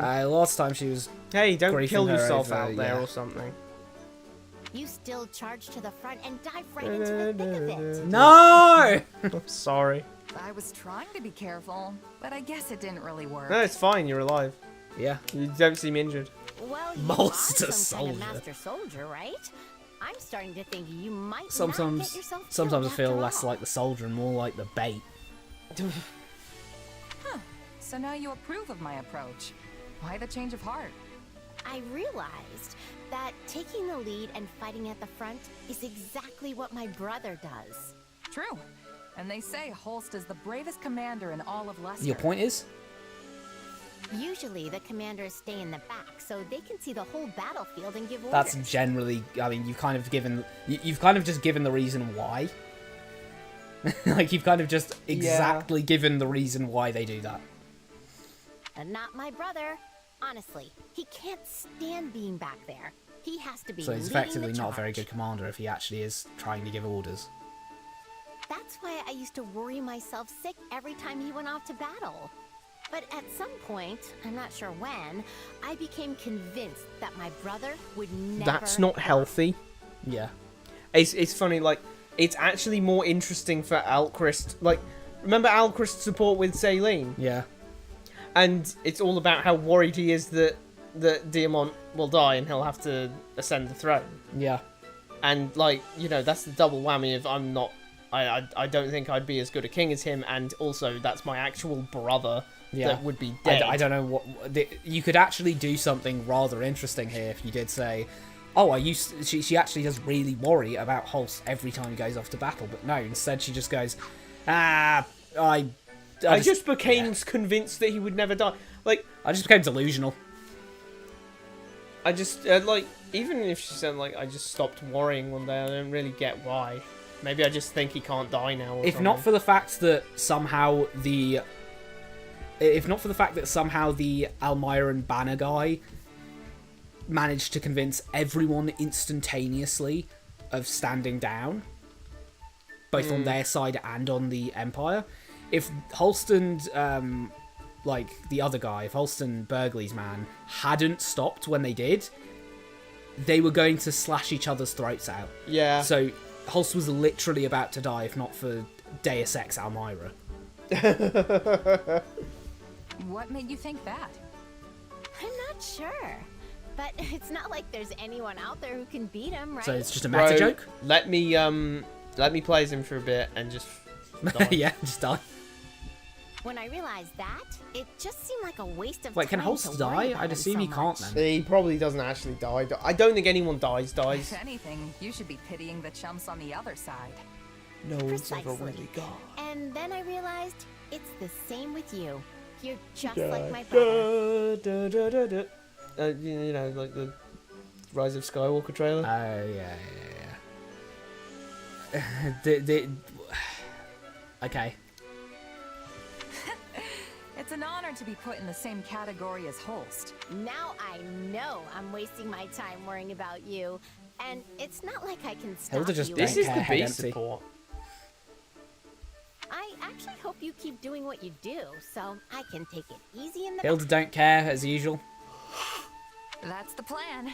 But I'm pretty sure I've seen you fighting up front with me recently. You even seem to be That's more worrying. That's more worrying. That's much more worrying. Bro, you can pick, right? You can either have it be jokey, ha fun times. Oh, we're all having a great time here, or you can be like, I'm worried that my brother will never come back from war. Also, Me? I Enjoying like myself? fighting. Please, if I'm fighting at the front, it's because I have no. That would be other my choice. reaction too if someone said, enjoying killing people. Enjoying killing? No. Oh no! For real, I'm just like, oh, it's so stressful. Who goes up to someone and says, oh, you kind of look like, you know, you look to be having a particular bit of fun in that no Russian chapter in like Call of Duty. Like, you seem to really like that one. It's like, oh yeah, no. I don't, it's just, what do you mean? Like, The whole time I'm fighting, I'm wishing I could be cheering everyone on from the sidelines and yes, decapitate him. Yes. I like how Hilda's voice actress phoned that in. The whole time I'm fighting, I'm wishing I could be cheering everyone on from the sidelines. Like instead. it's just totally like, Hilda, who are you trying to kid? You know, yelling stuff like "Smash 'em good" and "Yeah, you." Wait, excuse me. She actually is this Colosseum combat now? Smash him good. She wants to be in the Coliseo. She's like, smash him good. She wants to go to the Coliseo. She's like, oh yes, cut his head off, get him, yes. She's about to be like, throw me the head. You know, scream like a fangirl when watching like Agrippa from Shadow of Rome. When like Demetrius throws the decapitated head of his enemy over to her. It's like, what are we talking about here? Holstopheles. We inspire our troops, right? And remember, this is me we're talking about. I don't know. I'd kind of get unnerved if there was a weird woman, like we're fighting in the woods, and then there's just a weird woman behind a tree, just going, "Yes, kill him!" It'd be like so distracting. You'd be like, "Oh my god, what's that? Is that gouge his always out? Yes!" And then like you your enemy just go like, "Me or him?" And it's like, "No, you." It's like, and you knock him down and get his weapon away from him and everything. He's like, "Okay, I surrender." He's like, "No, surrender! Kill him!" It's like, yep, super inspiring. Sure, you can motivate anyone. I know. She really hit I know right. I know Next right. time, I'll cheer for you too. Like, You'll see how inspiring it can be. All right, sounds good. I was about to say like how between all the shouts of blood and fury and death, You'll just hear in the background Hilda going, yes, yes! Let's go, Sheds! I was just going to say how much I dislike the fact that everyone speaks so modernly in this theoretical medieval setting. I know, right? And I know why is the thing. Why? It's because that's more, and I hate to bring up this word again, but that's more relatable to like the normie audience. It's more relatable to the normies that they speak like. Normies is crazy. It is. It's a social sim game. We're doing all this dating sim shit of like. Oh, they're hanging out. I don't know if that's what I'd consider the normies. Well, I mean normie in the sense of like. Not cool. I mean this.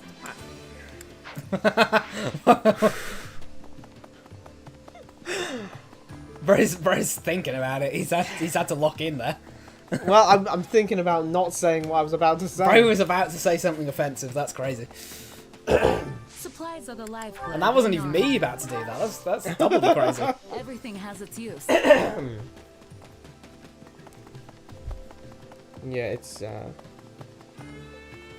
it's just more interesting to. It's just more interesting to me when the characters are actually speaking in a slightly different tone from ours. Is there any? Hold on. Hold on. The problem is that's hard to do well. I need to go. So they never try. Hold on. What is the problem? Are you looking at all the cats? No. Well, that's just the thing. You know, I'm a cat lover, but where are all my dogs in the camp? Don't you think having a dog or two would be more useful than having a bunch of house cats lazing around?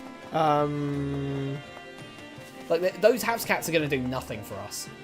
They're not even around. They're not even around the mess hall. So if there are any rats, they're not going to go and catch them. A fair point. So like they're all over on the other side of the camp, and none of them are doing anything. Maybe it just randomly spawns in, and they were like, no cat, no dogs this time. There's no dogs. So great. The army's just said, bring your cats along, but not your dogs. This is a dog-free zone. Dog-free zone. Damn. Crazy.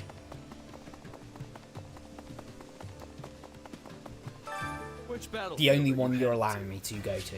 Oh no, we have a paralog battle! That's probably more appropriate for the time. New Guardians of Fodlan. Shamir announces that she has business to attend to elsewhere, but a worried Leonie won't let her go without learning all the details. Worried? More like nosy. Yeah. You don't even know her, like, that's crazy. Oh, I guess they're both Dagnan.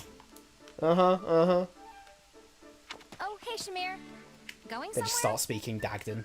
The Sheds is like, whoa, what the hell? They're just three mercs. Yep. Private matter. I'm gonna tell my kids these were Charlie's Angels. So you'll be awake tonight? Oh no, what? Who knows? Could finish today. Might take longer. Well, if someone asks where you are, what should I tell them? Say you don't know. Yo, hit me with an L. Which is the truth. Later. 2 up. Me when I try to eat the real big pizza. Wait, down one. Me when I try to eat the real big pizza. Who knows? Could finish today. Might take longer. That's so bad. God, you know that was not worth it. You know, I really wish I had a large foam like L, so that whenever you said "hit me with the L," I could just smack you with it. Shamir, wait.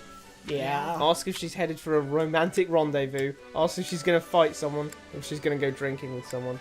Why is it any of your business what she's doing? I mean, I kind of want to. What is Shed's going to say here? Yo, are you about to, you know?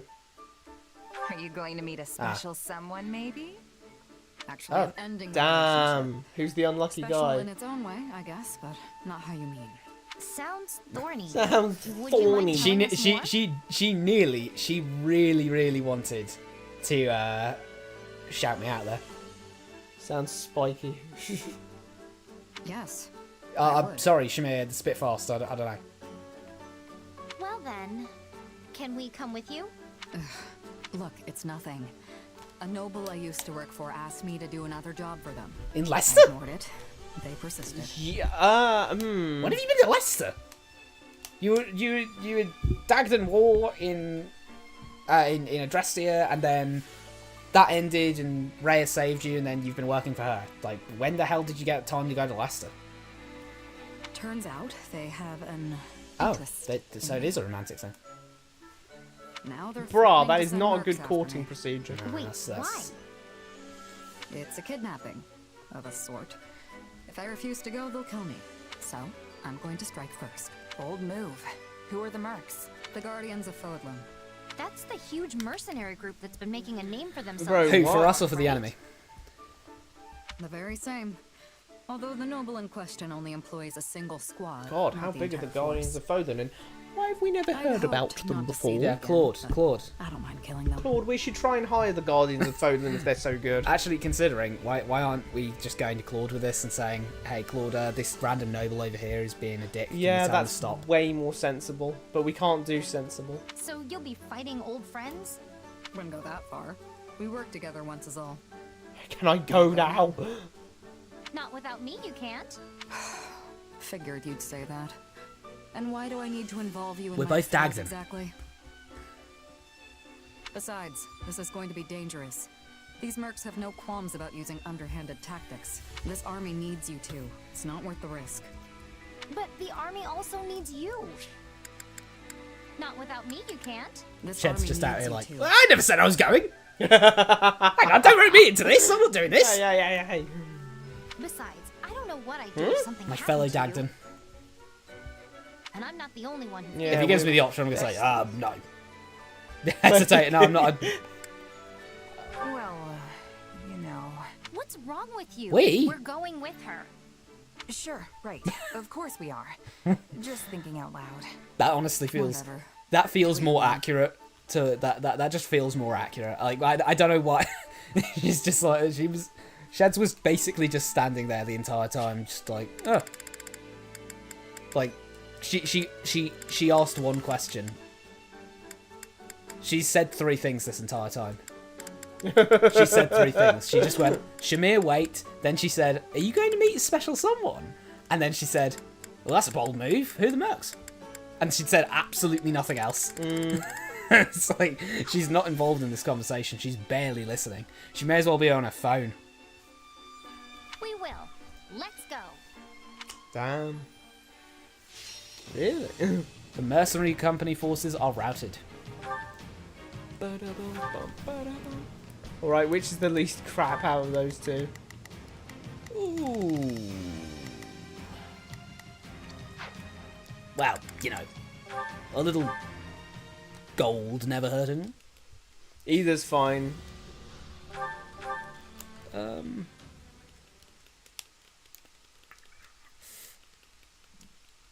I think Shamir's already sniper class, right?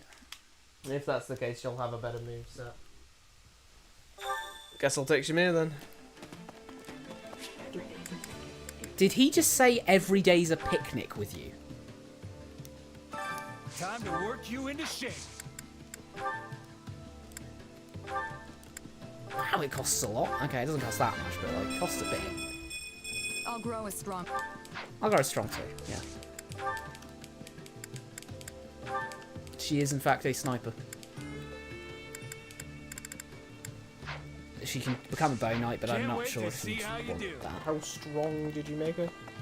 She's the same level as Sheds. 36. Huh. Which battlefield are you headed to? Look at me like I've done something. Okay.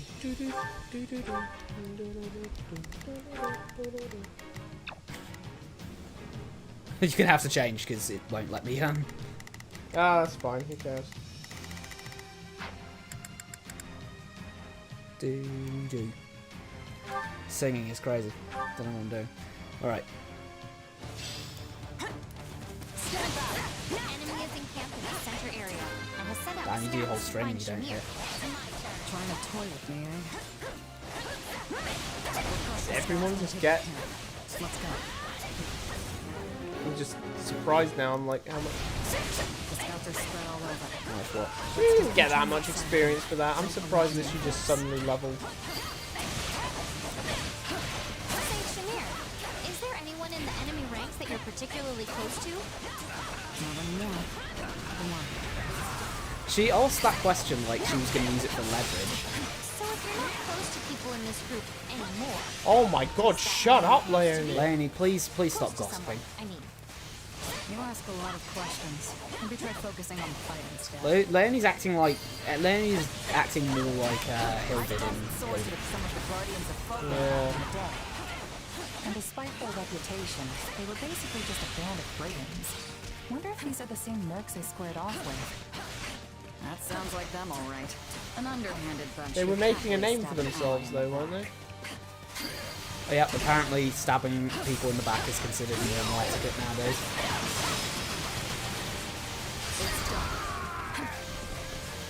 Every merc knows the life comes with risks. The life. Getting Jack betrayed Max by is your the own actor. is rough. You're telling me. Oh, dude. Oh, wait. Leonie actually has to beat this guy. Does she?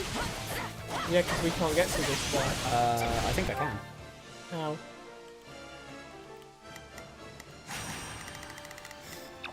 Okay. I can't. Shadow Slide is disabled. Also, Shamir definitely can get to that girl. Oh. Oh, I misinterpreted where those things were. Aha, I've taken sheds. No. Okay, we'll switch back now. Hey, it's my turn. My turn. Stand back. Probably best that way. Why? Confusing the audience again? Confusing each other. You get confused, Asian. I'll get confused if I'm not playing the same character all map. Wow. I don't actually know what to say about that.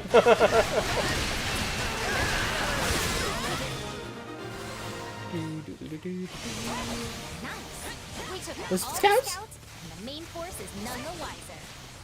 Then it's time to raid the camp in the center. Let's head for the open gate. It's probably his phone or something. Huh? It's your phone. Can't get in.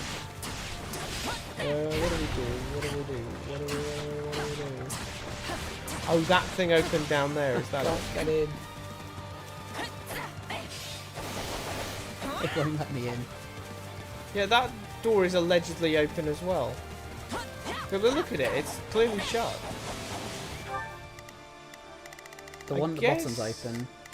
Oh, that one is shut. The one at the bottom is open. You have to get this one. Okay.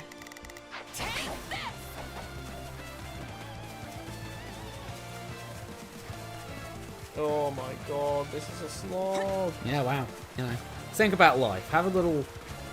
You know, think about life here. Just have a little ponder. If you're watching it back, use that handy-dandy skip ahead button, because this is absolutely useless. Yeah. Nothing to overanalyze here. Actually, I'll hit the stronghold first.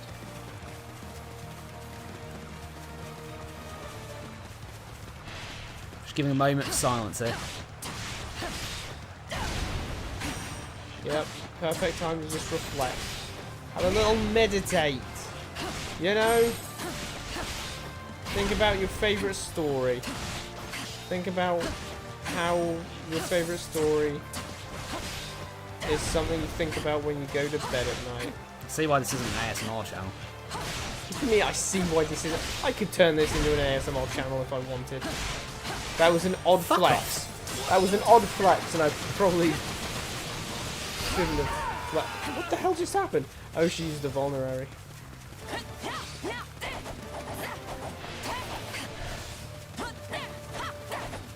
Thinking about how cool it would be to be in that fort with you. Huh? What? Enjoy your eternal sleep. That was needlessly intense. Ooh. Okay, let's take the remaining strongholds. I finally got the ability to come.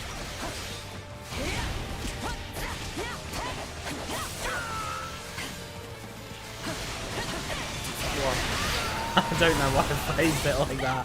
Say, Shamir. Never mind. It's nothing. Lainey, Focus up. Lapses in concentration get people killed. Any monster got sick. Honestly, considering she's American, I'm surprised we didn't get any.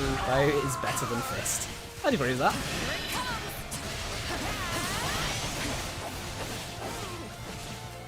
Person is on that stream now. I have it on my phone right now.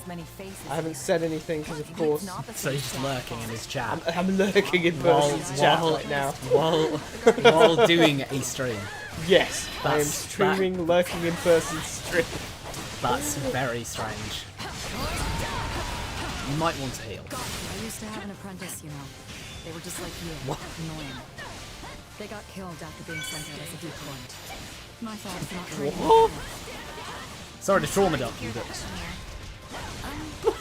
Why are you she just said, "Why are you trauma dumping me?" Saw you weren't going to let it go. Figured now maybe you'll concentrate on the battle.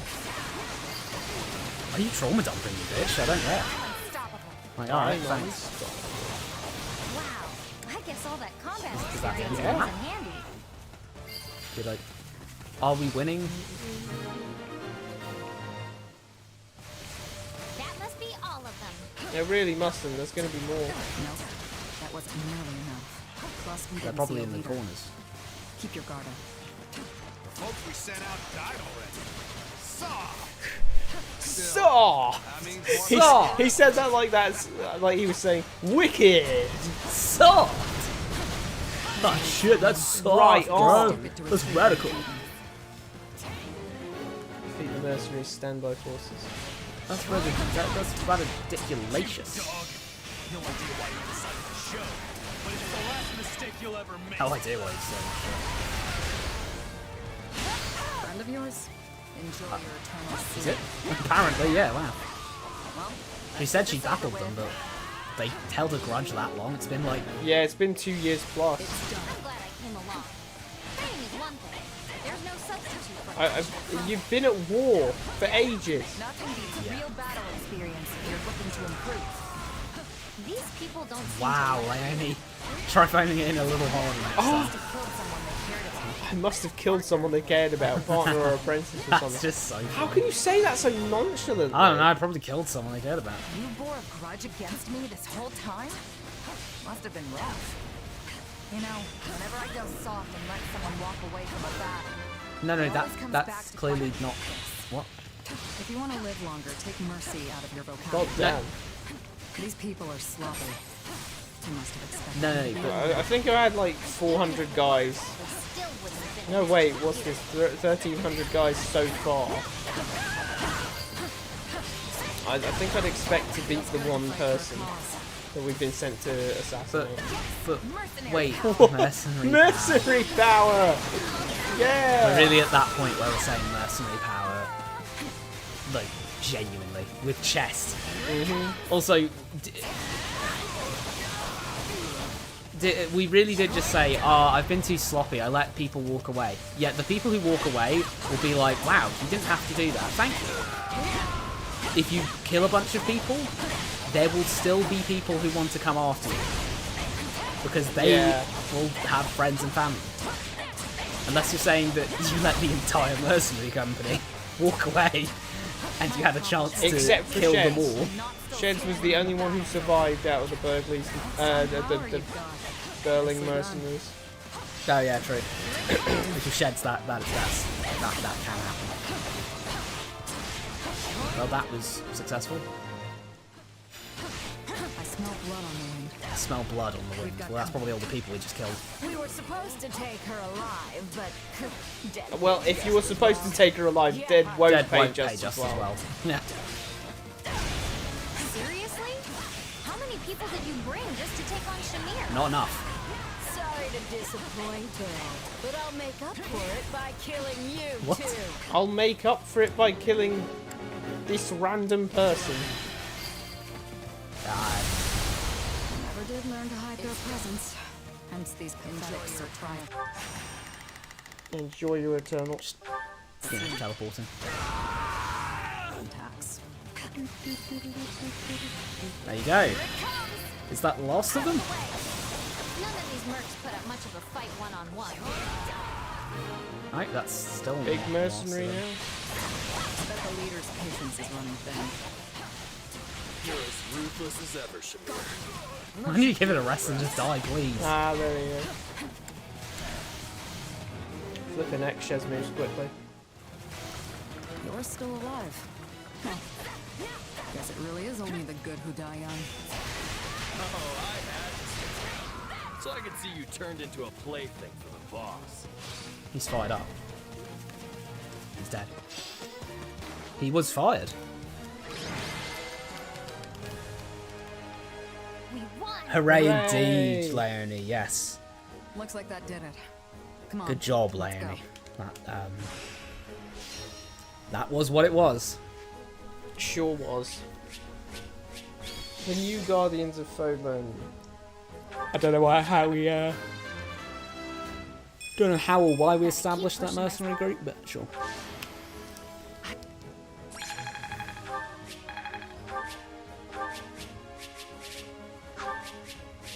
Lovely stuff. Right, there we are. Lovely. And now the post-amble. Sorry I dragged you into this. Or, I guess you dragged yourselves. Either way, it's good you were there. Oh, I don't know. I think you could have handled them pretty easily on your own. I just realised Their something. aim was to overwhelm me with sheer numbers. I just and wear realised me something, down. Shamir, when she was trauma dumping. Yeah. Like, she was like, oh, I had apprentices, but I got them all killed. False? Yeah. Because she apprentices Cyril and doesn't seem to care. She wasn't browbeaten into it or like, possible I could have lost. you know, felt like she had Throwing to. so many men and women out there as cannon fodder is a horrific strategy. You wouldn't like what Claude says. Yeah, you really wouldn't. They'd have found fame and glory if it had worked. And it's not like the Okay, 2,000 people gank one person. Do the 2,000 people get fame and glory? No, they don't. That's just... Is that how this works? Is that how that works in Fodlan? Like, just beating people up by sheer overwhelming numbers is like, wow, those overwhelming numbers, they were impressive, those people. Yeah. Because from where I'm standing, if there's one guy and that he gets jumped by like a whole army, then that one guy seems really cool. Because like, wow, they needed a whole army to take him down, you know? Like... Besides, the more of your comrades who die, the bigger your share of the reward. Pretty good deal if you're left Are standing they paying a when the dust lump settles. sum to the mercenaries and they're not paying like the mercenary by the mercenary? Speaking of comrades, it seemed like some of our enemies knew you. Yeah, we definitely She said fought that. before. You said as much in the map. But it was a long time ago, and I don't remember doing anything that would make I it guess so you did. personal. Not unusual in this line of work. The longer you do this, the more grudges you earn, whether you remember them or not. She says the longer you do this, like she wasn't... like she's only gone back to being mercenary after being a... Also, they're so non-committal in this game, whether or not mercenaries are very emotionally driven and will actually be like, you killed my fellow mercenaries, that's like killing my family! If you kill the fellow mercenaries. Or if, like Shed said in her own mind palace, oh, I mean, we're just only together for the money, so it's not like I care. Like, I guess they're dead, oh well. But then again, Sheds also does frequently say, I mean, I guess I do it's need to supposed get square with Geralt for killing my family. I guess it's supposed to be like person-to-person kind of basis kind of thing. Yeah, but it's just weird because they keep lump sum generalizing it. They aren't saying, well, personally, this. Like, Sheds is very explicitly saying, nah, mercenaries in general are just tied together by money. Yeah. What? You've been a merc for a long time, though. I assume that kind of stuff doesn't bother you anymore. Sorry, did I... You've been a merc for a long time, though. I assume that kind of stuff doesn't bother you anymore. Yeah, mostly. That's a very cinematic shot. Yeah. I tried to stay detached, but every now and again something slips through. I'm not so sure I could keep my emotions in check like that. I guess that shows how much further I still have to go. But this means things with that noble who used to employ you are mercenary over now, right? power. Hope so. But she's a tenacious one. Oh, so it's a woman? She must really want you back fighting for her. Yeah, that's not the only thing What? she wants from me. Let's just say it's a mess and leave it at that. Sorry, why did we have to... why did we have to go, ooh, lesbian? The weird thing is, What? like, I almost feel like this is... I also... look, a lot of people, like, ship Catherine and Shamir. I wonder if they're throwing a bone at that by saying, yeah, she's totally into girls as well. Just remember, if someone isn't interested, And we're just move looking on. dead center at Shamir's cleavage. Is this supposed to mean something? What did they mean by this? Also, holy shit! What? Her clavicle is so defined, it's like there's a rope on it. I thought there was a rope on it. Nope, that is not. Look at her profile. Oh! Oh! That oh bone, my goodness. you could literally you could line pennies up on it. Flipping heck. That is a terrifying bone. Like, you could hold water in that. Her head could probably, like, if you pulled hard enough, her head would, like, pop off like a Lego brick. Like, like, genuinely, that is a weird image. Like, genuinely, I think she's made of Lego at this point. It looks so identical to the way that Lego, you know, there's the lines in Lego pieces. Yeah. Interested in what? I don't understand. You're too young. Noble is into girls like me. Anyway, I'm gonna hit the hay. Of course, that also didn't... That didn't really state whether or not Shamir was also into girls. She so, just said, "I am not, if someone isn't if interested, someone isn't move interested, on." like, is it because she's a girl, or is it just you weren't interested in her? Yeah. I actually genuinely don't know why they. We can't tell if she's straight or not. We can't tell if she's straight or not, and I don't understand why we did that in the first place. Yeah. That. I mean, you know. Oh, she's a woman. She must really want you fighting back, fighting for her. And that's not the only thing she wants from me. Ugh. What? Claim you have no idea or avoid a super awkward conversation. What do you mean? That's the same thing. It's the same thing. Oh my god, she actually hit you. Yeah, with it. Wait, hold on a second. How old is Leonie supposed to be here? Well, now I'm really curious. I'll have to ask Shamir about it later. That's the weirdest thing I've ever seen in my life. And I think we probably better call it there. Fair enough. Considering, like, the only thing we could do is go straight onto the map, which is going to take flipping ages. An eternity. An eternity. So, yeah, that'll be where we leave it. Thanks so very much for watching. Next stream will, of course, be Sunday, 1 to 5 PM. GMT for some Tyrion Cuthbert, and we will of course be back same time next week, same time, same space, same URL, same stream, same 3 hopes, except more of it. Thanks once again for watching, and yeah, we'll see you next time. Keep analysing. Yeah, that's all there is to it then. Ciao.